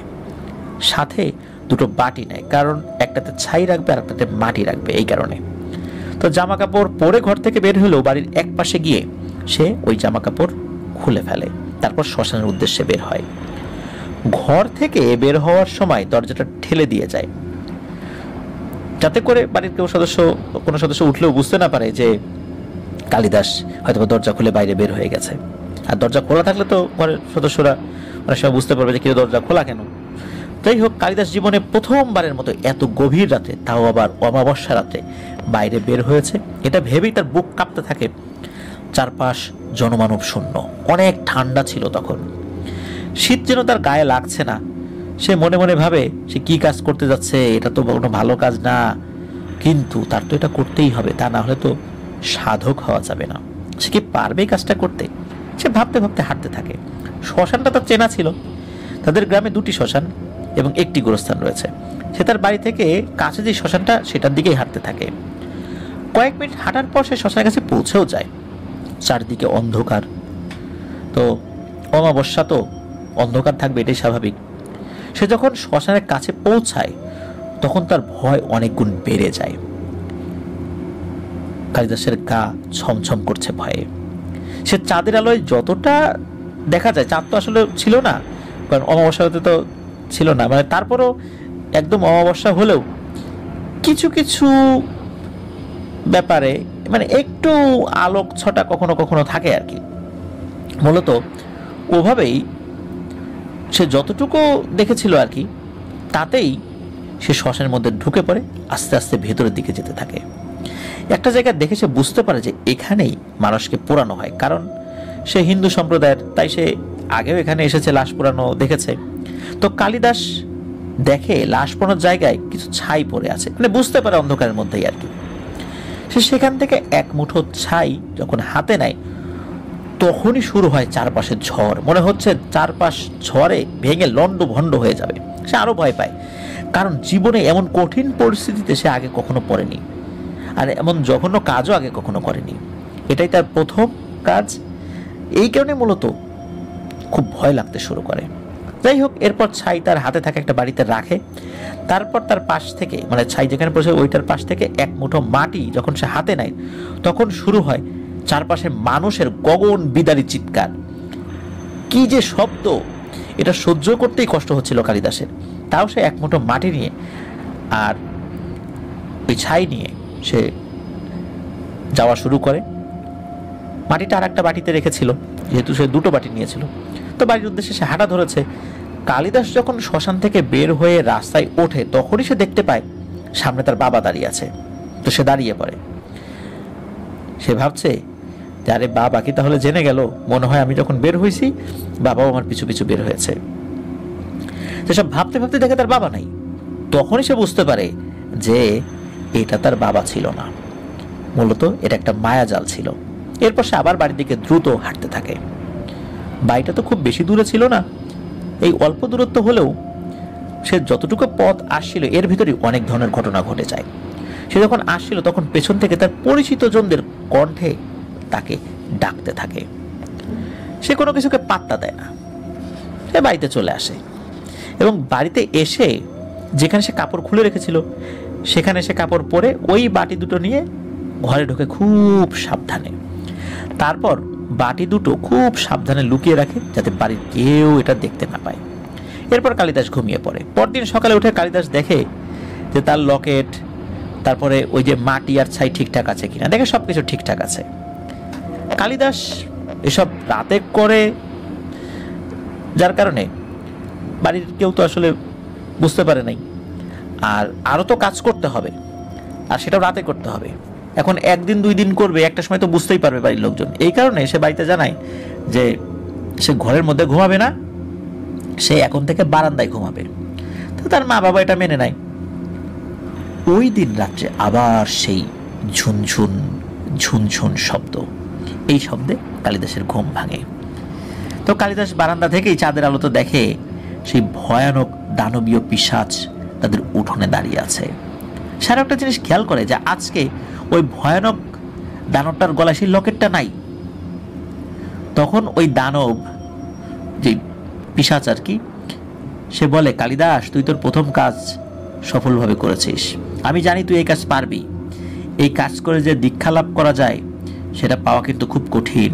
পৃথিবীতে এ সকল ক্ষমতা অর্জন করা মানুষ খুব কমই আছে। তখন ভয়ানক দানবটা বলে, কালকে সকালে ঘুম থেকে উঠে শ্মশানের ছাই আর মাটি থেকে কিছুটা নিয়ে মাথার জটে লাগাবি, তাহলে তোর মাথার যে জটটা ওটা পাকাপোক্ত হবে এবং তোর মৃত্যু অবধি এই জট থাকবে।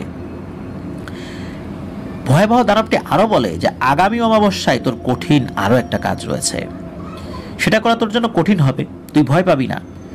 যে কোনো কাজ করার আগে তোকে যে তেলটা দিয়েছি সেটা গায়ে মাখবি, তাহলে তোর আর কোনো সমস্যা হবে না।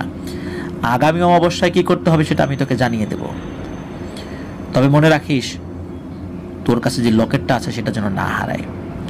তাহলে মনে রাখবি তুইও শেষ, আমিও শেষ। খবরদার, আমাদের মধ্যকার যে কথাবার্তা হয়, যে কাজ হয়, কেউ যেন না জানে। এটা বলে ভয়ানক দানবটি অদৃশ্য হয়ে যায়। ওই রাতের মতো কালিদাস ঘুমিয়ে পড়ে। আর ওই দানবটাকে দেখতে দেখতে সে অভ্যস্ত হয়ে গেছিল, সে আর এখন আর ভয় পায় না। সকালে ঘুম থেকে উঠে কালিদাস লুকিয়ে সবার চোখের আড়ালে শ্মশান থেকে আনা মাটি আর ছাই দিয়ে তার মাথার জটে কিছুটা লাগায়। লাগানোর সাথে সাথে বিদ্যুতের শক খাওয়ার মতো কালিদাস একটা শক খায়। শ্মশানের মাটি আর মানুষ পোড়ানো ছাই যখন তার মাথার জটে লাগিয়েছে তখনই তার শরীরে মনে হচ্ছে বিদ্যুৎ চমকিয়ে ওঠে। কালিদাস থতমত খেয়ে যায়। এরপর থেকে কালিদাস তার শরীরে ভার ভার অনুভব করে। এভাবে কাটতে থাকে দিন। ওদিকে কালিদাসের আচরণে দিন দিন পরিবর্তন দেখা দেয়। মানুষের সাথে কথা কমিয়ে দেয়, বন্ধুদের সাথে খেলতে যায় না, মা বাবা সহ পরিবারের লোকজনদের সাথে কথা কম বলে, সারাদিন মাথার জটের যত্ন নেয় আর গম্ভীর হয়ে বাড়িতে বসে কি যেন ভাবে। খাওয়া দাওয়াতে অনেক পরিবর্তন, মাংস খাওয়া একদমই ছেড়ে দেয়। এসব দেখে কালিদাসের মা কালিদাসকে বলে, কি রে বাবা, তোর কি কোনো সমস্যা হয়েছে? তো এর আগের মতো কথা বলিস না, কারোর সাথে খেলতে যাস না, মাছ খেলেও মাংস খাস না, কি হয়েছে বাবা? কোনো সমস্যা হলে আমাকে বল। তখন কালিদাস বলে, আমার কিছু হয়নি মা, আমাকে একা থাকতে দাও। তো কালিদাস আর কিছু বলে না, সে সবসময় চুপচাপ থাকে এবং গভীর ধ্যানে থাকে। তার দিকে তাকালে মনে হয় যে কোনো কিছু নিয়ে গভীর চিন্তায় আছে। এভাবে কেটে যায় কিছুদিন। এর ভিতর সেই ভয়ানক দানবীয় পিশাচটি আর তাকে দেখা যায় না, কিন্তু দিন দিন কালিদাসের ব্যাপক পরিবর্তন হতে থাকে। হঠাৎ একদিন রাত্রে সেই ঝুনঝুন ঝুনঝুন শব্দ হয়। কালিদাস তো বারান্দায় ঘুমাতো। এই মায়াবী ঝুনঝুনির শব্দে কালিদাসের ঘুম ভাঙে। সে ঘুম থেকে উঠে দেখে যে সেই দানবীয় অবয়বটি তার উঠানে দাঁড়িয়ে আছে। তো কালিদাসও গিয়ে তার সামনে দাঁড়ায়। তখন সেই দানবীয় পিশাচটি বলে ওঠে, কালিদাস, তোর কাজে আমি খুশি, আমি জানি তুই সিদ্ধি লাভ করতে পারবি। আগামী 2 দিন পর অমাবস্যা, ওই অমাবস্যার রাতে তোকে আরেকটি কাজ করতে হবে, এটা তোর দ্বিতীয় পরীক্ষা। তখন কালিদাস বলে, আমাকে কি করতে হবে? তখন ওই পিশাচটি বলে ওঠে, তোদের গ্রামের কবরস্থানে আজকে বিকালে গলায় দড়ি দেওয়া একটা অবিবাহিত মেয়ের লাশ দাফন করা হয়েছে। আমি তোকে আগে অমাবস্যা রাতের কথা বলেছিলাম, কিন্তু ওই অমাবস্যার আগ দিয়ে এরকম কোনো লাশ দাফন করা হয়নি বলে আমি এতদিন তোর কাছে আসি নাই। তো যেহেতু এখন এমন একটা ঘটনা ঘটেছে, এই জন্যই আমি এসেছি। আগামী অমাবস্যার রাত্রে তোকে ওই মেয়েটির মাথা কেটে নিয়ে আসতে হবে। তুই যদি পারিস তাহলে তুই তন্ত্র সাধনার অনেক কাছে চলে যাবি। তখন কালিদাস বলে, এটা কিভাবে সম্ভব? এ তো মহাপাপ, এ কাজ তো জঘন্য। আমি যদি এই কাজ করতে গিয়ে মানুষের হাতে ধরা পড়ি তাহলে তো আমাকে পিটিয়েই মেরে ফেলবে। আমি হিন্দু, আমি মুসলিম কবরস্থানে গিয়ে এরকম একটা কাজ করব, এটা তো মারাত্মক একটা সমস্যার সৃষ্টি করবে এলাকায় যদি মানুষ জানে, আর আমার পরিবারের উপরও মানুষ আক্রমণ করবে। এটা তো আমার সম্প্রদায়ের লোকরাও এটা মেনে নেবে না। এরকম পাপ কাজ করলে মুসলমানদের আক্রমণ করার দরকার নাই, আমার সম্প্রদায়ের লোকরাই আমাকে পিটিয়ে মেরে ফেলবে। তখন ওই ভয়ানক পিশাচটি বলে ওঠে, কিচ্ছু করার নাই কালিদাস, তোকে এটা করতেই হবে। তোর আর ফেরত যাওয়ার কোনো সুযোগ নাই। ভয় পাস না, কেউ টের পাবে না। কাজটি তোকে খুব সাবধানে করতে হবে। আর যদি না করিস এই অবস্থায় এসে, তাহলে তোর ক্ষতি হবে, তোর পরিবার ক্ষতি হবে, আমারও ক্ষতি হবে। কিন্তু আমি জানি তুই কাজটি করতে পারবি, তোর উপর আমার বিশ্বাস আছে। আর আমি তোর আশেপাশে থাকবো, তোর খুব একটা ভয় পাওয়ার দরকার নাই। তখন কালিদাস ইচ্ছা না থাকলেও কাজটি করার সম্মতি জানায়। তখন পিশাচটি বলে, বাড়ি থেকে বের হওয়ার সময় গায়ে আমার দেয়া তেল মেখে বের হবি, তাহলে কোনো সমস্যা হবে না। পথে অনেক কিছু দেখবি কিন্তু ভয় পাবি না। মাথাটা কেটে আনার সময় ওই গ্রামেরই একটা জায়গার কথা ওই পিশাচটি বলে দেয়। বলে, ওখানে 3 রাস্তার মোড়ে জোড়া তাল গাছ আছে, ওই তাল গাছের গোড়ায় মাথাটি রেখে আসবি, তাহলেই তোর কাজ শেষ, আর এর পরের কাজ আমার। জায়গাটা ওই গ্রামেই, এবং কালিদাস জায়গাটা চিনত। ওই পিশাচটি আরো বলে যে, যাই হয়ে যাক না কেন, কেউ যেন কিছু না জানে, তাহলে তোরও ক্ষতি আমারও ক্ষতি, তুইও শেষ আমিও শেষ। এই বলে পিশাচটি ওই রাতের মতো চলে যায়। কালিদাস তো চিন্তিত হয়ে পড়ে অনেক, যে এমন একটা জঘন্য কাজ আমি করব। এর আগে তো শ্মশানে গেছিলাম, যেই জিনিস নিয়ে আসছি ওটা তো ওখানে পড়েই থাকে, ওটা আনলে তো মানুষের কোনো সমস্যা নেই, কিন্তু এখন আমি এই কাজটা কিভাবে করি? তো গণপিটুনি খেয়ে মারার বুদ্ধি দিয়েছে আমাকে ওই পিশাচটা। তো আমি তো মরবই, আমার পরিবারের সদস্যদেরকেও মানুষজন এলাকা ছাড়া করবে। এসব চিন্তা তার মাথায় ঘুরতে থাকে। আবার এটাও ভাবে যে এগুলো করলে তো তাকে অনেক বড় তন্ত্র সাধক বানিয়ে দেবে ওই পিশাচ জিনটি, আর না করলে জিনটি তাকে ক্ষতিও করতে পারে। এই কারণে সে সিদ্ধান্ত নেয় সে কাজটি করবে। ওই রাত্রে সে ঘুমিয়ে পড়ে। পরদিন থেকে অমাবস্যার রাতে কবরস্থানে যাওয়ার সব প্রস্তুতি নিতে থাকে, এবং ওই দিন সে ওই কবরস্থানে ওই লাশের কবরটির খোঁজ নিয়ে নিশ্চিত হয়, এবং দিনের বেলা গিয়ে চিহ্ন দিয়ে রেখে আসে, যাতে রাতের বেলায় খুঁজতে সমস্যা না হয়। দেখতে দেখতে চলে আসে অমাবস্যা। ওই দিন রাতে সবাই খেয়ে দিয়ে ঘুমিয়ে পড়ে। কালিদাস যেহেতু বারান্দায় ঘুমাতো, তাই তার বাইরে বের হতে আর কোনো সমস্যা হয়নি। সে একটি বড় সাইজের ধারালো দা নিয়ে অমাবস্যার রাতে কবরস্থানের উদ্দেশ্যে ওই পিশাচ জিনটির আগে দেয়া ওই তেলটা মেখে রওনা হয়। দাটা আগের থেকে ধার করে রেখেছিল, যাতে করে এক কোপেই তার কার্যসিদ্ধি হয়। তখন কিন্তু অনেক শীত, কিন্তু গায়ে তেল লাগানোর পর কালিদাসের তেমন একটা শীত লাগে না, গায়ে একটা গরম গরম ভাব। কিছু সময় হাঁটার পর কালিদাস সেই কবরস্থানে পৌঁছায়। যাওয়ার সময় সাথে একটি কোদালও নিয়ে যায় বাড়ি থেকে কবর খোঁড়ার জন্য। সে কবরস্থানে যাওয়ার পর ওখানে কিছুক্ষণ দাঁড়িয়ে থাকে। আসলে সেও তো মানুষ হয়ে এরকম একটা জঘন্য কাজ করতে খুব কষ্ট হচ্ছে, কিন্তু ক্ষমতার লোভ তাকে অনেক নিচে নামিয়ে দিয়েছিল। সেটা কিন্তু সে বুঝতে কিছুটা পারছিল, আবার অনেকটাই পারছিল না। যাই হোক, ভাবতে ভাবতে সে কবরস্থানের ভিতরে ঢুকে পড়ে। সে অনেক ভয়ও পাচ্ছিল যে কেউটা দেখে ফেলে কিনা, আবার খারাপ কিছু ঘটে কিনা তার সাথে, বিভিন্ন বিষয় তার মাথায় ঘুরপাক খাচ্ছিল।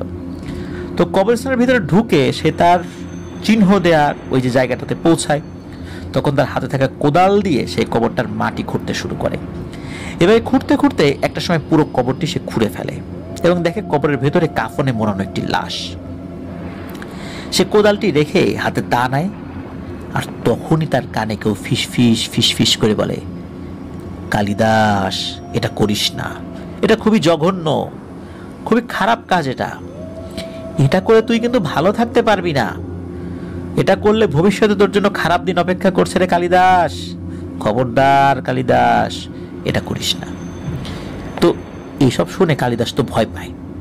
তারপরও কোনো এক মোহে পড়ে সে কাফনের কাপড়টি খুলে লাশের মাথাটা এক হাত দিয়ে ধরে এবং দা দিয়ে যখন মাথায় কোপ মারবে তখন লাশটি চোখ খোলে। এটা দেখে কালিদাস লাশটি দেখে ভয়ে কবরের উপরে উঠে পড়ে। তখন তার কানে আবার একটা ফিসফিস আওয়াজ আসে। তার কানের কাছে কেউ বলে, কালিদাস, এটা তোকে করতেই হবে, এটা না করলে তোর জন্য মৃত্যু অপেক্ষা করছে, মনে রাখিস। তখন কালিদাস আবার দা নিয়ে কবরে নেমে পড়ে এবং লাশের মাথাটি এক হাত ধুয়ে ধরেছে আর এক হাত দিয়ে কোপ দেবে, তখনও ওই লাশটি চোখ খুলেছে। কিন্তু চোখ খুললেও কালিদাস এবার আর ভয় পায়নি। সে এক কোপে ধর থেকে মাথাটি আলাদা করে ফেলে এবং কবর থেকে উঠে আসে। তখন মাথাটি কবরের পাশে রেখে সে কবরটি ঠিক করতে থাকে। তখন কবরের চারপাশ থেকে শুরু হয় মানুষের কণ্ঠে গগন বিদারী চিৎকার। কি সেই আর্তনাদ! শুনলেই শরীরের লোম দাঁড়িয়ে যায়। আর কবরস্থানের চারপাশে শুরু হয় ঝড়। মনে হচ্ছে ঝড়ে গাছপালা মরমর করে ভেঙে যাচ্ছে। কালিদাস তাড়াতাড়ি করে কবরটি ঠিক করে ফেলে এবং মাথাটি নিয়ে সেই 3 রাস্তার মোড়ে তালগাছের উদ্দেশ্যে বের হয়। কবরস্থান থেকে বের হওয়ার সাথে সাথে হঠাৎ সে দেখে তার থেকে কিছুটা দূরে সারি পর একটা মেয়ের অবয়ব দাঁড়িয়ে আছে, কিন্তু ওই অবয়বটির মাথা নেই, গলা দিয়ে অঝোরে রক্ত পড়ছে। এটা থেকে কালিদাস মারাত্মক ভয় পায়। তখন শাড়ি পরা মাথাবিহীন অবয়বটি কালিদাসের দিকে হাত বাড়িয়ে দেয়। তখন কালিদাস বুঝতে পারে তার হাতের কাটা মাথাটি আসলে এই অবয়বের। তখন কালিদাস দৌড় শুরু করে।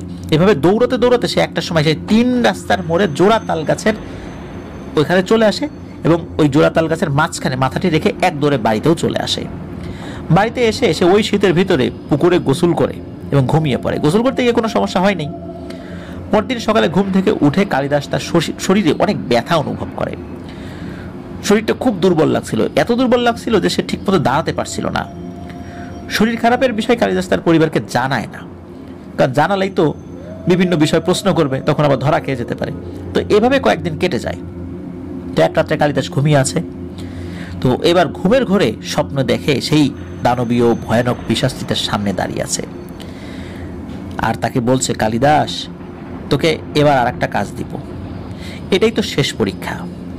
এই পরীক্ষায় সফল হলে তুই একজন অঘরী তান্ত্রিক হবি। আগামী 3 দিনের ভেতর খুব ছোট একটা ঘর বানাবি যেখানে তুই থাকতে পারিস। পরিবারের মানুষের সাথে একসাথে কোনো ঘরে থাকা যাবে না, তাহলে তুই কোনো কাজ ঠিকমতো করতে পারবি না। ঘর বানিয়ে তুই একাই থাকবি আর ওই লকেটটি ওই ঘরের মাটির নিচে পুঁতে রাখবি, তাহলে আমি যে কোনো সময় ওই ঘরে প্রবেশ করতে পারবো। এটা শুনে কালিদাস রাজি হয়। তখন কালিদাস বলে, তাহলে আমাকে শেষ কাজটা কি করতে হবে? তখন ওই পিশাচটি বলে, একজন হিন্দু বিধবা নারীর মাথার সিঁদুর জোগাড় করতে হবে। সেই সিঁদুর যেদিন জোগাড় করতে পারবি, ওই দিন রাত্রে তোদের গ্রামে যে বড় বটগাছটি রয়েছে ওখানে গিয়ে বটগাছের গোড়ায় সিঁদুরটা রেখে আসতে হবে এবং সিঁদুরের উপর তোর শরীরে 3 ফোঁটা রক্ত ওখানে রেখে আসবি। এটাই তোর শেষ কাজ। এটা কিন্তু অনেক সহজ কাজ অন্য দুটো থেকে, সুতরাং কাজটা মনোযোগ দিয়ে করবি, সহজ বলে হেলাফেলা করিস না। তখন কালিদাস বলে, আমার রক্ত দিয়ে কি হবে? তখন ওই ভয়ানক দানবটি বলে ওঠে, তোর রক্ত শয়তানকে উৎসর্গ করতে হবে, তাহলে তুই একজন প্রকৃত সাধক হতে পারবি। তখন কালিদাস রাজি হয়। হঠাৎ তার স্বপ্ন ভেঙে যায় আর সে ঘুম থেকে উঠে পড়ে। পরদিন থেকে কালিদাস সিঁদুরের খোঁজ করতে থাকে। একটা সময় সে সিঁদুর জোগাড়ও করে ফেলে।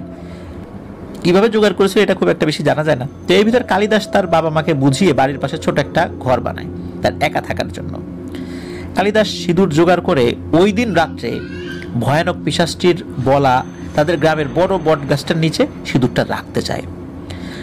আর যাওয়ার সময় ওই একই রকমভাবে ওই পিশাচের দেয়া তেলটা গায়ে মেখে শরীরে কোনো জামা কাপড় না রেখে গিয়েছিল। ওই দিন।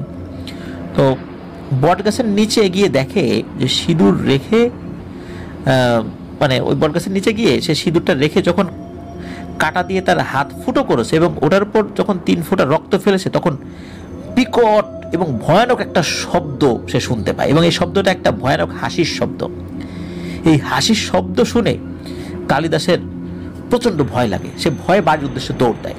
কালিদাস যখন দৌড় শুরু করে, তখন কে যেন তার কানে কাছে ফিস ফিস ফিস ফিস করে বলছে, তুই আমাকে মুক্ত করলি, তুই আমাকে পূর্ণ ক্ষমতা দিয়েছিস, আজ থেকে আমি তোর সাথেই থাকবো। কালিদাস দৌড়ে বাড়ি চলে আসে, আবার জামা কাপড় পরে সে ওই রাতের মতো ঘুমিয়ে পড়ে। সকালবেলা ঘুম থেকে উঠে কালিদাস ভাবতে থাকে, এতদিন এত কিছু করলাম ওই পিশাচের কথায়, আবার গত রাত্রে গিয়ে নিজের রক্ত দিয়ে আসলাম। এদিকে তার মাথায় 2টো বড় বড় জট হয়ে গেছে। সব কিছু মিলায় কালিদাস বুঝতে পারে না যে আসলে সামনে কি হতে চলেছে। কিন্তু তার ভিতরে জাদুকর, তান্ত্রিক বা অদৃশ্য ক্ষমতা হওয়ার কোনো আলামত তখনও প্রকাশিত হয়নি। কিন্তু এই জাদুকর, তান্ত্রিক এবং ক্ষমতাশালী হওয়ার যে লোভ বা এই প্রবণতাটা, এটা কিন্তু একটা চরম পর্যায়ে পৌঁছেছে। তো কালিদাস ওই পিশাচের কথায় এত বড় বড় কাজ করলো, এত বড় বড় পাপের কাজ করলো। তো ওই পিশাচকে জাদুবিদ্যায় ক্ষমতাশালী বানিয়ে নিজেও অদৃশ্য ক্ষমতার লোভে নিজের কত ভয়াবহ ক্ষতি করলো, এটা কিন্তু সে তখনও বুঝতে পারেনি। ওই দিনই নতুন ঘরের মাটির নিচে সেই বিলে পাওয়া লকেটটি পুঁতে রাখে এবং ওই ঘরে একা একা থাকতে শুরু করে। এভাবে চলতে থাকে দিন। এরপর একদিন রাতে ওই ভয়ানক পিশাচটি কালিদাসের কাছে আসে। সেদিন রাত্রে ভয়ানক দানবীয় রূপে কিন্তু ওই পিশাচটি আসেনি, এবং সেদিন ওই পিশাচটির গলায় সেই লকেটটাও ছিল না। সেদিন সেই পিশাচটি কালিদাসকে একদম একটা স্বাভাবিক মানুষের সুরতে হাজির হয়েছিল কালিদাসের সামনে, এবং ওই দিন এসে সে অনেক রকম তন্ত্রমন্ত্র শিখিয়ে দেয়, কিভাবে কি ধরনের সাধনা করতে হবে সবকিছু হাতে কলমে বুঝিয়ে দেয়। এগুলো আয়ত্ত করে 40 দিন পর প্রথম কোনো শূকরের উপরে কোনো জাদু বা তন্ত্র এগুলো প্রয়োগ করতে বলে। যদি জাদুর প্রভাবে শূকরটি মুখ বিকৃত হয়ে মারা যায়, তাহলে কালিদাস একজন জাদুকর, তান্ত্রিক হিসাবে পরিণত হবে। তো কালিদাস বুঝতে পারে যে এতদিন ধরে ওই পিশাচটি কেন তাকে কোনো তন্ত্রমন্ত্র শিখায়নি। মূলত নির্দিষ্ট কিছু পদ্ধতি অবলম্বন করার পরই ওই পিশাচটি সক্ষম হয়েছিল তাকে তন্ত্রমন্ত্র শেখাতে, এবং স্বাভাবিক একটা সুরতে তার কাছে সে এসেছিল। তো ওই পিশাচটি বলেছিল যে, কালিদাস, তুই তো অনেক আগে আমি কে এটা জিজ্ঞেস করেছিলি, তাই না? আমার নাম কালী। আমি 150 বছর ধরে জাদুর চর্চা করতাম। আমি বহু নিরপরাধ জিনের উপর জাদু প্রয়োগ করে অনেক কাজ করেছি। অনেক জিনকেও আমি মেরেছি, আর কত মানুষকে যে মেরেছি তার কোনো হিসাব নাই। তুই যখন ভাত খাস, ভাতের দানাগুলো কি গুনে খাস? বলতে পারবি কতগুলো ভাত এ পর্যন্ত খেয়েছিস? বলতে পারবি না। আমিও বলতে পারবো না আমি কতগুলো জিন এবং কতগুলো মানুষকে মেরেছি, অথচ এরা সবাই নিরপরাধ ছিল। আর এই কারণে আমার শক্তি বহুগুণ বেড়েছিল। আমার হাত থেকে কেউ রক্ষা পেত না, এমনকি পশু পাখিও রক্ষা পেত না। মানুষ আর জিন তো অনেক দূরের কথা। আমার জাদুর চর্চা করতে মানুষের রক্ত লাগতো, বিশেষ করে অবিবাহিত নারীদের রক্ত। এটা আমি শয়তানকে উৎসর্গ করে বহু ক্ষমতা আমি লাভ করেছি। কিন্তু একজন হুজুর আমাকে একটা সুতা দিয়ে লকেটের সাথে বেঁধে রেখেছিল, কিন্তু সে আমাকে বোতল বন্দি করতে পারেনি, কারণ সে আমাকে পুরোপুরি আটকাতে পারেনি। তাই সুতো দিয়ে লকেটের সাথে বেঁধে পানিতে ফেলে দিয়েছিল। সেই লকেটটি ভাসতে ভাসতে তোর কাছে এসে পড়েছিল। ওই লকেটটি যখন কোনো মানুষের হাতে পড়বে তখনই আমি মুক্ত হয়ে যাব। তুই আমাকে মুক্ত করেছিস, তারপর আমি সিদ্ধান্ত নিয়েছি তোকে জাদুবিদ্যা শিখিয়ে তান্ত্রিক বানাবো, যাতে তুই আমার মতো অদৃশ্য ক্ষমতার অধিকারী হতে পারিস। তাই তোকে দিয়ে কয়েকটা কাজ করিয়ে তোর পরীক্ষা নিয়েছি এবং তোর রক্তে জাদুর প্রভাব মিশিয়ে দিয়েছি। এখন থেকে তুই জাদুর চর্চা করবি এবং তন্ত্রমন্ত্র শেখার 40 দিনের মাথায় শূকরের উপরে তুই প্রথম প্রয়োগ করবি। এরপর থেকে তুই এই পৃথিবীর মনুষ্য জগতের অদৃশ্য শক্তির মালিক হয়ে যাবি। এসব শুনে কালিদাস খুব অবাক হয়। তখন কালিদাস বুঝতে পারে ওই লকেটের আসল রহস্যটা কি ছিল। এতদিন লকেটে থাকলে সে বুঝতে পারেনি লকেটটি আসলে কিভাবে তার কাছে এসেছে এবং কেন এসেছে। এসব শুনে কালিদাস হতভম্ব হয়ে যায়। তখন কালিদাস নিজেকে সামনে নিয়ে ভয়ানক পিশাচ ওটার নাম তো কালী ছিল, ওই কালীকে বলে যে সে আজ থেকে তার কাজ শুরু করবে। তখন ওই ভয়ানক পিশাচটি চলে যায় এবং যাওয়ার সময় কালিদাসকে ধন্যবাদ জানায়, এই বলে যে কালিদাস, আমি তোর কাছে কৃতজ্ঞ, আমার যে ক্ষমতাটা ছিল যে আমি যেটা জানি, আমার যে বিদ্যা আছে সেই বিদ্যা কাউকে শিখায় দেয়া, এটা দিয়েই আমি মানুষের প্রথম উপকার করলাম। এখন তোর জন্য এটা উপকার হলেও অন্যের জন্য সেটা উপকার না, এটা মনে রাখিস। কৃতজ্ঞতা স্বরূপ আমি তোকে এই জিনিসটা শেখালাম, তুই এখন তোর মতো করে কাজ শুরু করবি। তো যাই হোক, ওই পিশাচটি চলে যায় ওই রাতের মতো। তো কালিদাস ওই রাত থেকে ওই পিশাচটির বলা সকল তন্ত্রমন্ত্র আয়ত্ত করতে শুরু করে এবং ওই মন্ত্র প্রয়োগ করার জন্য যে যে পদ্ধতি অবলম্বন করার দরকার সেই জিনিসগুলো নিজের মধ্যে আস্তে আস্তে আনতে শুরু করে। এইভাবে করতে করতে 40 দিনের মাথায় সে নিজের জাদুবিদ্যার জানান দিতে গিয়ে ওই পিশাচের কথা মতো একটা শূকরের উপর কয়েকটা মন্ত্র পড়ে ফু দিয়ে দাঁড়িয়ে থাকে। অল্প কিছু সময়ের মধ্যেই শূকরটি হঠাৎ আচমকায় মাটিতে পড়ে দাপাদাপি করতে করতে তার মুখটা বিকৃত হয়ে যায়, মানে মুখটা বাঁকা হয়ে চ্যাপ্টা হয়ে খুব বিভৎস হয়ে যায় আর কি। এটা দেখে কালিদাস তো মহা আনন্দে ফেটে পড়ে। তার এতদিনের ইচ্ছা, এতদিনের কষ্টের ফল এখন সে নিজের চোখে দেখছে। এতদিন যে এত কিছু হয়ে গেল, কালিদাসের বাবা মা ভাইরা সবকিছু না জানলেও কালিদাসের মতিগতি হাবভাব দেখে তারা কিছুটা সন্দেহ করেছিল। এরপর থেকে কালিদাস তার গ্রামে ঝাড়ফুঁকের কাজ শুরু করে। তার এই কাজে প্রথমে মানুষ উপকৃত হচ্ছিল, এতে করে 2, 4, 5 গ্রামে কালিদাসের নাম ছড়িয়ে পড়ে। সে যখন বুঝতে পারে যে মানুষ তাকে চিনে ফেলেছে এবং তার কাছে আসতে শুরু করেছে এবং তার একটা ব্যাপক জনপ্রিয়তা তৈরি হয়েছে, তখন সাধারণ মানুষের মধ্যে তখন থেকে তার আসল রূপে ফেরার সিদ্ধান্ত নেয় যে আমি এখন আসল রূপে ফিরতে চাই। তখন থেকে কালিদাস, শুরুর দিকে তো আসলে মানুষের উপকার করেছিল, এরপর থেকে কালিদাস বড় ধরনের অর্থের বিনিময়ে মানুষের উপর কালো জাদু প্রয়োগ করতে শুরু করে। কেউ যদি কোনো মেয়েকে পেতে চায় তারা কালিদাসের কাছে এসে সফল হতো। কারো উপর যদি কারো বেশি রাগ থাকতো, কালিদাসের কাছে এসে সেটা বলতো, অর্থের বিনিময়ে কালো জাদুর মাধ্যমে তাদেরকে সাহায্য করত। কারো সংসারে অশান্তি সৃষ্টি করতে হলে মানুষ কালিদাসের কাছে আসতো। মোট কথা, হেন কোনো ধরনের খারাপ কাজ নাই যেটা কালিদাস করতো না। এভাবে করতে করতে কয়েক বছরের ভিতরে কালিদাস বিখ্যাত এক তান্ত্রিক হিসাবে পরিণত হয়। এসব বিষয় তার পরিবার জানায়। প্রথম থেকে কালিদাসের পরিবার কালিদাসকে অনেকবার বারণ করেছিল। শুরুতে ভালো কাজ করছিল, তারা কিছু বলে নাই, কিন্তু পরে যখন খারাপ কাজ করছিল পরিবার থেকে কিন্তু এই বিষয়টা প্রথমবারের মতো কালিদাসকে নিষেধ করে। এরপরে প্রতিবার নিষেধ করে যাচ্ছে, হাজারবার নিষেধ করছে। এত নিষেধ করা সত্ত্বেও কালিদাস কোনো কথা শোনে না। পরিবারের সাথে কালিদাসের অনেক মনোমালিন্য হয়। কোনো বাবা মা, কোনো পরিবারই চায় না তাদের সন্তান ব্ল্যাক ম্যাজিক করুক, কারণ এর পরিণতি অনেক ভয়াবহ। এটা কিন্তু কালিদাসের বাবা খুব ভালো করে জানতেন। গ্রামের মানুষ তো, উনি কিন্তু এসবের পরিণতি কি হতে পারে এটা বিভিন্ন মানুষের কাছে শুনেছিলেন। আর সব মানুষই কম বেশি সেটা জানে।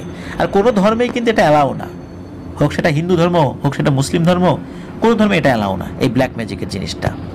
তো একটা সময় কালিদাসের পরিবার সিদ্ধান্ত নেয় তারা কালিদাসকে তাদের বাড়িতে থাকতে দেবে না। এটা তারা কালিদাসকে জানায়। তখন কালিদাস তার ব্ল্যাক ম্যাজিকের সকল সামগ্রী সহ তার সকল জিনিসপত্র নিয়ে সুন্দরবনের আশেপাশে কোনো একটা জায়গায় আশ্রয় নিয়েছিল। কিছুদিনের মধ্যে ওই এলাকার মানুষ সহ আশেপাশের বহু দূরের মানুষ তার কাছে আসে। সেখানেও মানুষের কাছে সে পরিচিতি পায়। কালিদাস যে শুধু মানুষের উপর ব্ল্যাক ম্যাজিক করতো বিষয়টা না, সে নাকি জিনদের উপরও ব্ল্যাক ম্যাজিক করে নিজের ক্ষমতা বৃদ্ধি করত। বহু জিন তার উপর ক্ষিপ্ত ছিল। যখনই ওই পিশাচটা তার কাছে আসতো, বলতো যে অমুক জিন, তার নাম এই, অমুকখানে থাকে, এটার উপর ব্ল্যাক ম্যাজিক কর, তখন কালিদাস সেটা করত। অনেক জিন তার কাছে অসহায় ছিল। সবাই শুধু সুযোগের অপেক্ষায় ছিল যে কবে কালিদাসকে সুযোগ মতো ধরতে পারবো। কালিদাস এসব করে এমন ক্ষমতা অর্জন করতে সক্ষম হয় যে কোনো মানুষ তো দূরের কথা, সে কোনো জিনকেও গোনায় ধরতো না। মানুষকে তো কোনো মানুষকে সে গোনায় ধরেই না, কোনো জিনকেও সে গোনায় ধরে না।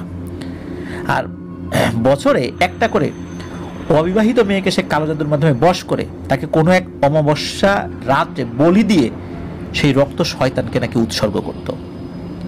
তো যাদের মেয়ে হারিয়ে যেত তারা কখনো বুঝতে পারেনি কিভাবে তাদের মেয়ে হারিয়ে গেল, কোথায় গেল। তাদের মেয়ে কি বেঁচে আছে না মারা গেছে, কোনো কিছু তারা জানতে পারতো না। এভাবে কেটে যায় অনেক বছর। কালিদাস বিভিন্ন ধরনের কুফুরি বা এরকম জঘন্য কাজ করে তার ক্ষমতা দিন দিন বাড়িয়েই চলেছে। এতে যারা মানুষের ক্ষতি করতে চাইতো তারা কালিদাসের দ্বারা উপকৃত হতো। খারাপ কাজ করতে করতে কালিদাস এতটা অহংকারী হয়ে ওঠে যে পৃথিবীর সকল পাপ কাজ তার কাছে খুবই নগণ্য মনে হতে থাকে। কালিদাস বাড়ি থেকে যাওয়ার পর তার পরিবার কখনো আর তার খোঁজ করেনি, কিন্তু বিভিন্ন মাধ্যমে তারা জানতে পেরেছে কালিদাস সুন্দরবনের আশেপাশে কোথাও রয়েছে, আর ব্ল্যাক ম্যাজিকের মাধ্যমে তার পাপ কাজ সে চালিয়ে যাচ্ছে। কালিদাস তখনও ভাবতে পারেনি যে তার এই পাপের জন্য তার কি পরিণতি বরণ করতে হবে। নিরীহ জিনদেরকে দিয়ে যে কোনো অসাধ্য সাধনে ছিল কালিদাস খুবই পারদর্শী। অর্থের বিনিময়ে মানুষের উপর কালো জাদু করে মানুষকে মৃত্যুবরণ করতে বাধ্য করাই ছিল তার কাজ। কত মায়ের বুক যে কালিদাস খালি করেছে তার কোনো হিসাব ছিল না কারো কাছে, কালিদাস নিজেও বলতে পারবে না। জিন আর মানুষের অভিশাপে কালিদাস জর্জরিত হয়ে যায়। অনেক বছর পর একদিন কালিদাস হঠাৎই তার বাড়িতে আসে। আচমকা কালিদাসের এভাবে বাড়িতে ফিরে আসা দেখে কালিদাসের মা, ভাইয়েরা সবাই অবাক হয়ে যায়। কালিদাসের বাড়িতে আসার কিছুদিন আগে তার বাবা মারা গিয়েছিলেন। এত বছর পর কালিদাসকে দেখে তার পরিবার তাকে চিনতে একটু অসুবিধা হচ্ছিল, কারণ কালিদাসের মাথায় বড় বড় দাড়ি, মানে জট হয়েছে, মুখে বড় বড় দাড়ি হয়ে গেছে, গোফ, একটা লাল ধুতি পরা, গলায় অনেক ধরনের মালা, হাতে একটা বিচিত্র রকমের লাঠি। এই বেশভূষা দেখে কালিদাসের পরিবার তাকে প্রথম দিকে চিনতে পারেনি, পরবর্তীতে চিনতে পেরেছিল। তখন কালিদাসের মা কালিদাসকে বলে, তুই এতদিন পরে তাও আবার এই অবস্থায় কেন এসেছিস? ততদিনে কালিদাসের মায়েরও অনেক বয়স হয়ে গেছে, বয়সের ভারে যায় যায় অবস্থা আর কি, এমন একটা সিচুয়েশন ছিল। কালিদাস তার মাকে বলে, মা, জীবনে অনেক পাপ করেছি, পাপ করতে করতে আজকে এমন পর্যায়ে এসেছি আমারও আর যাওয়ার কোনো জায়গা নেই। মা, আমি মনে হয় আর বাঁচবো না, আমাকে বাঁচাও। এ সকল কথা যদি কোনো মা তার সন্তানের মুখে শোনে, সন্তান যত অপরাধী করুক না কেন, কোনো সন্তানকে কোনো মা কিন্তু ফিরিয়ে দিতে পারে না। এসব শুনে কালিদাসের মায়ের মনে যত রাগ ছিল সব মুছে ফেলে, তার সন্তানকে জড়িয়ে ধরে। কালিদাসের মুখে এসব কথা শুনে তার বড় দুই ভাই অবাক হয়। তারা বুঝতে পারে যে কালিদাসের হলোটা কি। তখন তারা কালিদাসকে ঘরে নিয়ে যায়। কালিদাসকে দেখে মনে হচ্ছিল সে শারীরিকভাবে খুব দুর্বল। কালিদাস তখন কান্না করে দেয় এবং তার মা ভাইদেরকে বলে, আমাকে বাঁচাও, আমাকে বাঁচাও, আমি বাঁচতে চাই। তখন কালিদাসের মা বলে, হয়েছেটা কি তোর, তোর সবকিছু খুলে বল।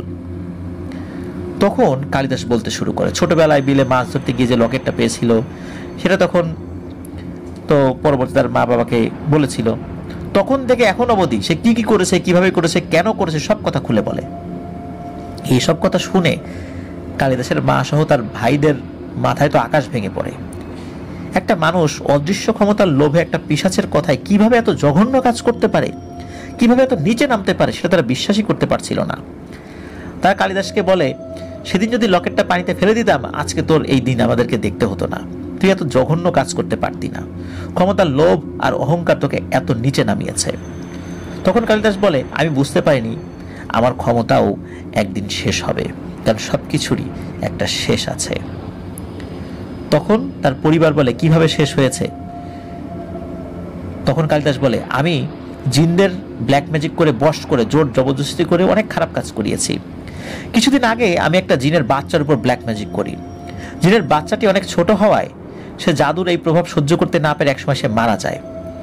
ওই জিনের পরিবার ছিল অনেক শক্তিশালী এবং মুসলিম জিন। তাদের পরিবারের ছোট বাচ্চাটাকে হারিয়ে তারা দিশেহারা হয়ে পড়ে। তখন তারা কেন তাদের সন্তানের সাথে এমন হয়েছে এর কারণ খুঁজতে থাকে। খুঁজতে খুঁজতে তারা জানতে পারে তাদের সন্তানের উপর আমি এসব করেছিলাম। এটা জানার পর তারা ক্ষিপ্ত হয়ে ওঠে এবং যে কোনো মূল্যে তারা আমাকে কঠিন শাস্তি দেবে এই চিন্তা করে। আমি এই বিষয়টা বুঝতে পারি। মূলত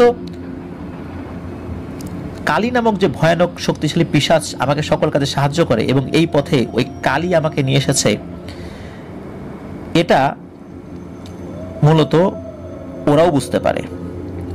তখন ওই কালীকে খুঁজতে ওই জিনদের ওই সম্প্রদায় তারা অস্ত্রশস্ত্র নিয়ে চিরুনি অভিযান শুরু করে। যেহেতু ওই কালী বিভিন্ন সময় অনেক জিনদেরকে হত্যা করেছিল, এই কারণে জিনেরাও কালীর উপর ক্ষিপ্ত ছিল। দেখা গেল অনেক হিন্দু সম্প্রদায় জিন যারা কালীর দ্বারা ক্ষতির শিকার হয়েছিল তারাও ওই মুসলিম সম্প্রদায়ের জিনের সাথে হাত মিলায় যে কোনো মূল্যে কালীকে ধরতে হবে এবং শাস্তি দিতে হবে, তা না হলে তাদের সকলের জীবনই বিপন্ন হয়ে উঠবে। এই কারণে শুরু হয় তাদের অভিযান। আর ওই মুসলিম সম্প্রদায়ের জিনের এতটাই শক্তি ছিল যে তারা কালীকে খুঁজে পেতে খুব একটা বেশি সময় নেয়নি। কালীর কাছ থেকে আমার সম্পর্কে সবকিছু জানতে সক্ষম হয়। তারা যখন জানে যে আমি ব্ল্যাক ম্যাজিকের মাধ্যমে বহু জিনকে দিয়ে পাপ করিয়েছি, বহু মানুষকে হত্যা করেছি, তারপরে মানুষকে দিয়ে পাপ করিয়েছি, মানুষের বাচ্চা বলি দিয়ে শয়তানকে উৎসর্গ করেছি, এসব শুনে তারা আমার উপর এতটাই ক্ষিপ্ত হয় যে তারা তখন পারলে আমাকে মাটিতে পুঁতে ফেলতো। এসব কাজ আমাকে কালী সাহায্য করেছে বলে তারা কালীকে বন্দি করে। কালী বুঝতে পারে তার পাপের জন্য তারও কিন্তু একদিন কঠিন পরিণতি ভোগ করতে হবে। তখন কালিদাসকে আর সাহায্য করতে আসতে পারে না, আর ওই জিনদেরকে বলে যে সে কখনো আর কোনো পাপ কাজ করবে না, সে তওবা করবে আর কখনো পাপ কাজে কোনো সাহায্যও করবে না। এই মুচলেকা দিয়ে এবং বিভিন্ন ধরনের প্রতিশ্রুতি এবং এমন কিছু বিষয় উৎসর্গ করে ওই কালী নামক পিশাচটি ওই মুসলিম সম্প্রদায়ের জিনদের থেকে মুক্তি পায়। ওরা তাকে মাফ করে দেয়। তখন কালী আমার কাছে এসে তার সাথে কি হয়েছে ঘটনাটি খুলে বলে। কালী এটাও জানায় যে কালী তওবা করেছে, সে এই টাইপের কাজ আর কখনো করবে না, সে ভালো হয়ে গেছে, আর আমাকেও সে আর কোনো সাহায্য করতে পারবে না, আর ওই লকেটটি সে এখন নিয়ে যাবে। তখন আমি পিশাচ কালীকে অনেক বোঝানোর চেষ্টা করি, কিন্তু কালী কিছুতেই শোনে না। কালী বলে আমি কোনোভাবেই আর এই পাপ কাজের ভিতরে থাকবো না, আমার অনেক বয়স হয়েছে, অনেক পাপ কাজ করেছি, শেষ জীবনটা আমি স্রষ্টার উপাসনা করে কাটিয়ে দিতে চাই, আমি আর এইসব ঝামেলায় থাকতে চাই না, আর শত্রু বাড়াতে চাই না।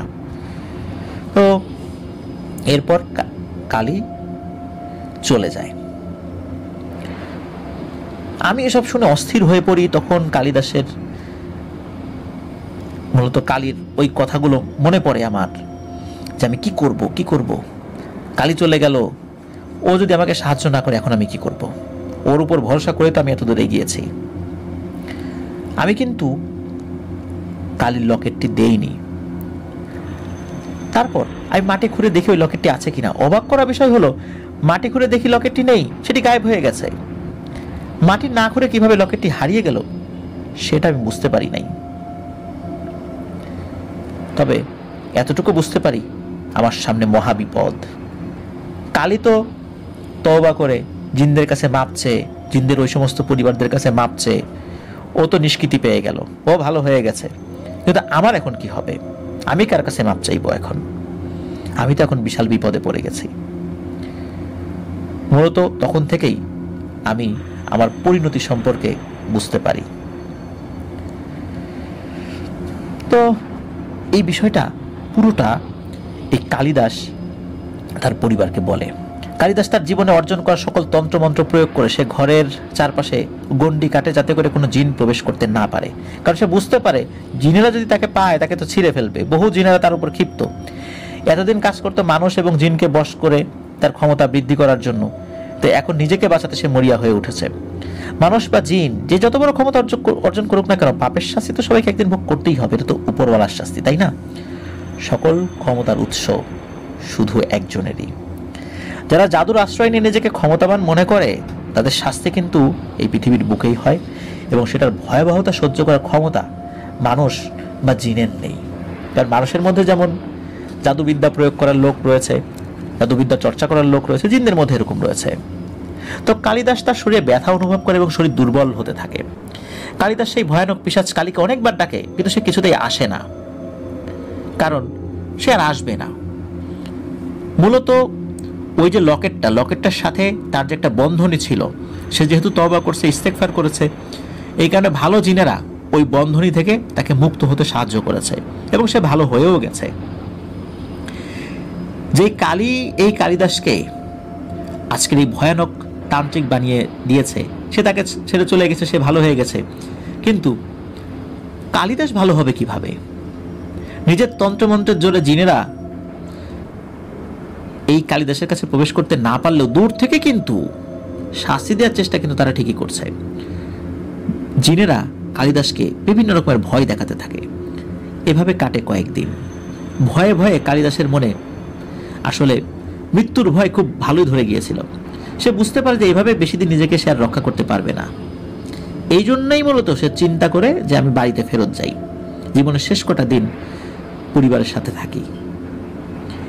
এই কারণেই কালিদাস সবকিছু ছেড়ে দিয়ে জীবনের এই শেষ সময়ে সে বাড়িতে চলে এসেছে এবং চিন্তা করছে পরিবারের সদস্যরা এই খারাপ সময় তাকে ফেলে দেবে না। এই বিশ্বাস নিয়েই মূলত সে বাড়িতে এসেছিল। এখন সে কি করবে বুঝতে পারছে না। তার মা ভাইয়েরা সব কথা শুনে খুব ভয় পায়।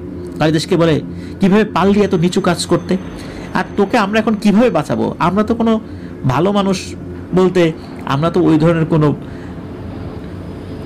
সাধক নই যে তোকে এই বিপদ থেকে আমরা বাঁচাবো। আমরা সৃষ্টিকর্তার কাছে প্রার্থনা করতে পারি, এছাড়া তো আমাদের কিছু করার নাই। তখন কালিদাস তার মা এবং ভাইদের কাছে বাঁচার আকুতি জানায়। এখন তারা কি করবে তারা তো বুঝতে পারে না। তখন তারা বলে, দেখি চেষ্টা করে কিছু করা যায় কিনা। কালিদাসের পরিবার কালিদাসকে অনেক তান্ত্রিক সাধু কবিরাজ দেখায়। সবাই তাকে দেখে বলে, কালিদাস তো আমাদের তন্ত্রমন্ত্র যতটুকু জানাচ্ছে তার থেকে অনেক ঊর্ধ্ব অবস্থান করছে, আর ও যে কাজ করেছে ওটার ধারে কাছে আমরা যেতে পারি নাই কখনো, সুতরাং আমরা তো কালিদাসের কাছেও যেতে পারি না।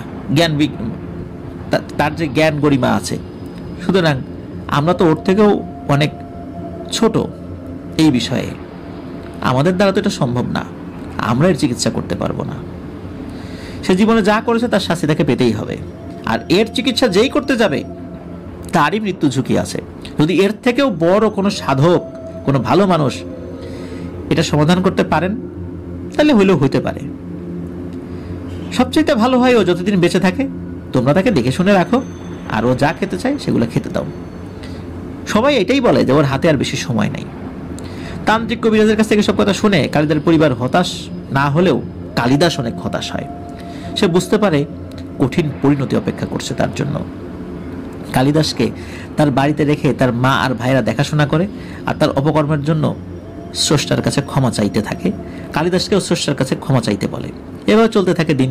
কালিদাস দিন দিন অসুস্থ হয়ে থাকে, শরীরও শুকিয়ে যেতে থাকে। এলাকাবাসী তার ফিরে আসা নিয়ে নানান কথা বলা করতে থাকে, কারণ এলাকাবাসী কালিদাসের পাপের সম্পর্কে কিছুটা অবগত ছিল। কালিদাসের আস্তে আস্তে সব ধরনের খাবারে অনীহা চলে আসে। এভাবে করতে করতে এমন একটা সময় চলে আসে সে কোনো খাবার গিলতে পারতো না। দিনে কয়েকবার বমি করত। কালিদাস যখন রাত্রে ঘুমাতো তখন ঘুমের ভেতর চিৎকার করে উঠত, আর ভয়ে সে ঘরের বিভিন্ন কোণায় তাকিয়ে থাকতো। একদিন তাকে ওয়াশরুমে ধরে ধরে নিয়ে যাওয়ার মতো সিচুয়েশন তৈরি হয়ে যায়, মানে এতটা অবস্থা খারাপ হয়ে গিয়েছিল। এসব কিছু তার পরিবারের সদস্যরা করতো, কি করতে তো হবেই, তাই না? সে তো তার ভুল বুঝতে পেরেছে। তার মার বয়স হয়ে গেছিল অনেক, তারপরেও অসুস্থ হওয়ার পরেও, বয়সের ভারে নুইয়ে পড়ার পরেও তার ছেলেকে যতটুকু পারছিল সর্বোচ্চ চেষ্টা করে তার ছেলের সেবা শুশ্রূষা করার চেষ্টা করছিলেন উনি। বয়সের ভারে তার মাও অসুস্থ। চোখের সামনে ছেলের এই নির্মম পরিণতি দেখে কোনো মা কি হাত গুটিয়ে বসে থাকতে পারে?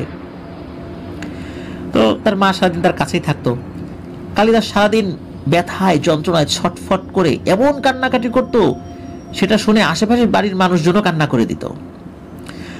এই যে জিতেন্দ্র, এর বাবা হরিদাস খুব কাছ থেকে কিন্তু তার ভাইয়ের এই করুণ পরিণতি দেখেছে।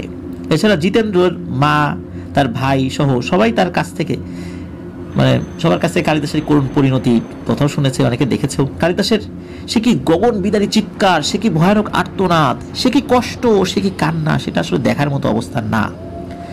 কালিদাস অসুস্থ হয়ে শরীরের বিভিন্ন জায়গায় ক্ষত, পুজ এগুলো সৃষ্টি হয়, সেখান থেকে শরীরে পচন ধরে। সবকিছু মিলিয়ে কালিদাস যেন নরকের চূড়ান্ত পর্যায়ে পৌঁছে গেছে। এভাবে করতে করতে একদিন হঠাৎ কালিদাস মৃত্যুবরণ করে। মৃত্যুর আগে সে এমন ভয়ানক সুরে কান্নাকাটি করছিল, মনে হচ্ছে তাকে যেন পিষে ফেলা হচ্ছে, এবং সে সেই কষ্টে ভয়ানক কণ্ঠে আর্তনাদ করছে। সবচেয়ে অবাক করা বিষয় হলো, মৃত্যুর পর তার মুখটা নাকি শূকরের মতো হয়ে গিয়েছিল। তাই তার পরিবার অনেকটা লোকচক্ষুর অন্তরালেই কালিদাসকে কবর দেয়, কিন্তু কালিদাসকে শ্মশানে গিয়ে পোড়ায়নি। কারণ শশা নিয়ে যদি পোড়ায় তাহলে বিষয়টা জানাজানি হবে। তারপরও গ্রামের মানুষের কথা এমনিতেই বাতাসে ছড়িয়ে পড়ে। এভাবেই সমাপ্তি ঘটে এক অভিশপ্ত জীবনের। অদৃশ্য ক্ষমতা অর্জন করতে গিয়ে নিজের এই করুণ পরিণতি ভোগ করতে হবে, এসব জানলে মনে হয় কোনো মানুষ এই ব্ল্যাক ম্যাজিক থেকে বহু বহু মাইল দূরে থাকতো। এটা যে কত বড় পাপ সেটা কোনো মানুষ যদি বুঝতো, এর পরিণতি সম্পর্কে মানুষ অবগত হতো, তাহলে কোনো মানুষ এই কাজগুলো করার সাহস পেত না। শয়তানের ধোকায় পড়ে যারা এই কাজে লিপ্ত হয়েছে, এই পৃথিবীতেই তাদের ধ্বংস অনিবার্য। এটাই ছিল ঘটনা। জিতেন্দ্রের এখন বয়স হয়েছে, তার বাবার কাছ থেকে এই ঘটনা সে শুনেছে, তার মাও এই ঘটনার অনেকটা দেখেছে। জিতেন্দ্রের পরিবার কালিদাসের জন্য আজও অনুতপ্ত। এই ঘটনা থেকে কিন্তু প্রিয় লিসেনার্স আমাদের কিছু শেখার আছে। কারণ হলো ব্ল্যাক ম্যাজিশিয়ানদের শেষ পরিণতি কিন্তু এমনই হয়। আরও অনেক কিছুই হয়, অনেক পরিণতি হয় যেগুলো লোকচক্ষুর অন্তরালেই থেকে যায়। সেগুলো হয়তো এমন ভয়ানক পরিণতি, সেগুলো এখন আমাদের সামনে ফুটে ওঠেনি। প্রিয় লিসেনার্স, আমরা মনে করি ব্ল্যাক ম্যাজিশিয়ান হওয়ার প্রচেষ্টা করলেই এই পরিণতি হয় বা ব্ল্যাক ম্যাজিশিয়ান হলে, কিন্তু আমরা কি জানি যে আমরা নিজেদের অজ্ঞানতার কারণেই আমরা নিজেরাও কিন্তু ব্ল্যাক ম্যাজিশিয়ান হয়ে যাচ্ছি। সেটা হলো আমরা যখন আল্লাহর উপর ভরসা না করে বিভিন্ন হুজুরের কাছে যাই, তান্ত্রিকের কাছে যাই, গিয়ে আমরা সমস্যার সমাধানের জন্য বিভিন্ন তদবির করতে বলি, কিন্তু আমরা এটা ভুলে যাই যে উনি যে তদবিরটা করছেন, এই তদবিরটা কি জাদুবিদ্যা দিয়ে করছেন কিনা। আমরা হুজুর হলেই মনে করি যে উনি মনে হয় আল্লাহর কালাম দিয়ে করছেন, এবং আল্লাহর কালামের বড় বড় বুলি তাদের মুখ থেকে শোনাও যায়, কিন্তু আসলে ভিতরে ভিতরে কি করছেন এটা কিন্তু জানি না। মনে রাখবেন, যিনি তদবির করবেন উনি যদি কোনো অস্পষ্ট শব্দ উচ্চারণ করে কোনো তদবির করেন, বা এমন কিছু লেখা লেখেন যেগুলো এমন ধরনের কিছু নকশা যেগুলো আসলে শরিয়া সম্মত নয়, বা এমন কোনো শব্দ উচ্চারণ করেন যেগুলো আরবি না, কোনো দুর্বোধ্য শব্দ, যে শব্দগুলো ভিন্ন রকমের, তাহলে বুঝতে হবে এটা রুকিয়া না, মূলত এটা জাদুর একটা অংশ। সেটা যেই করুক, হুজুর করুক, কোনো পুরোহিত করুক বা কোনো ফাদার করুক, সেটা যেই করুক না কেন।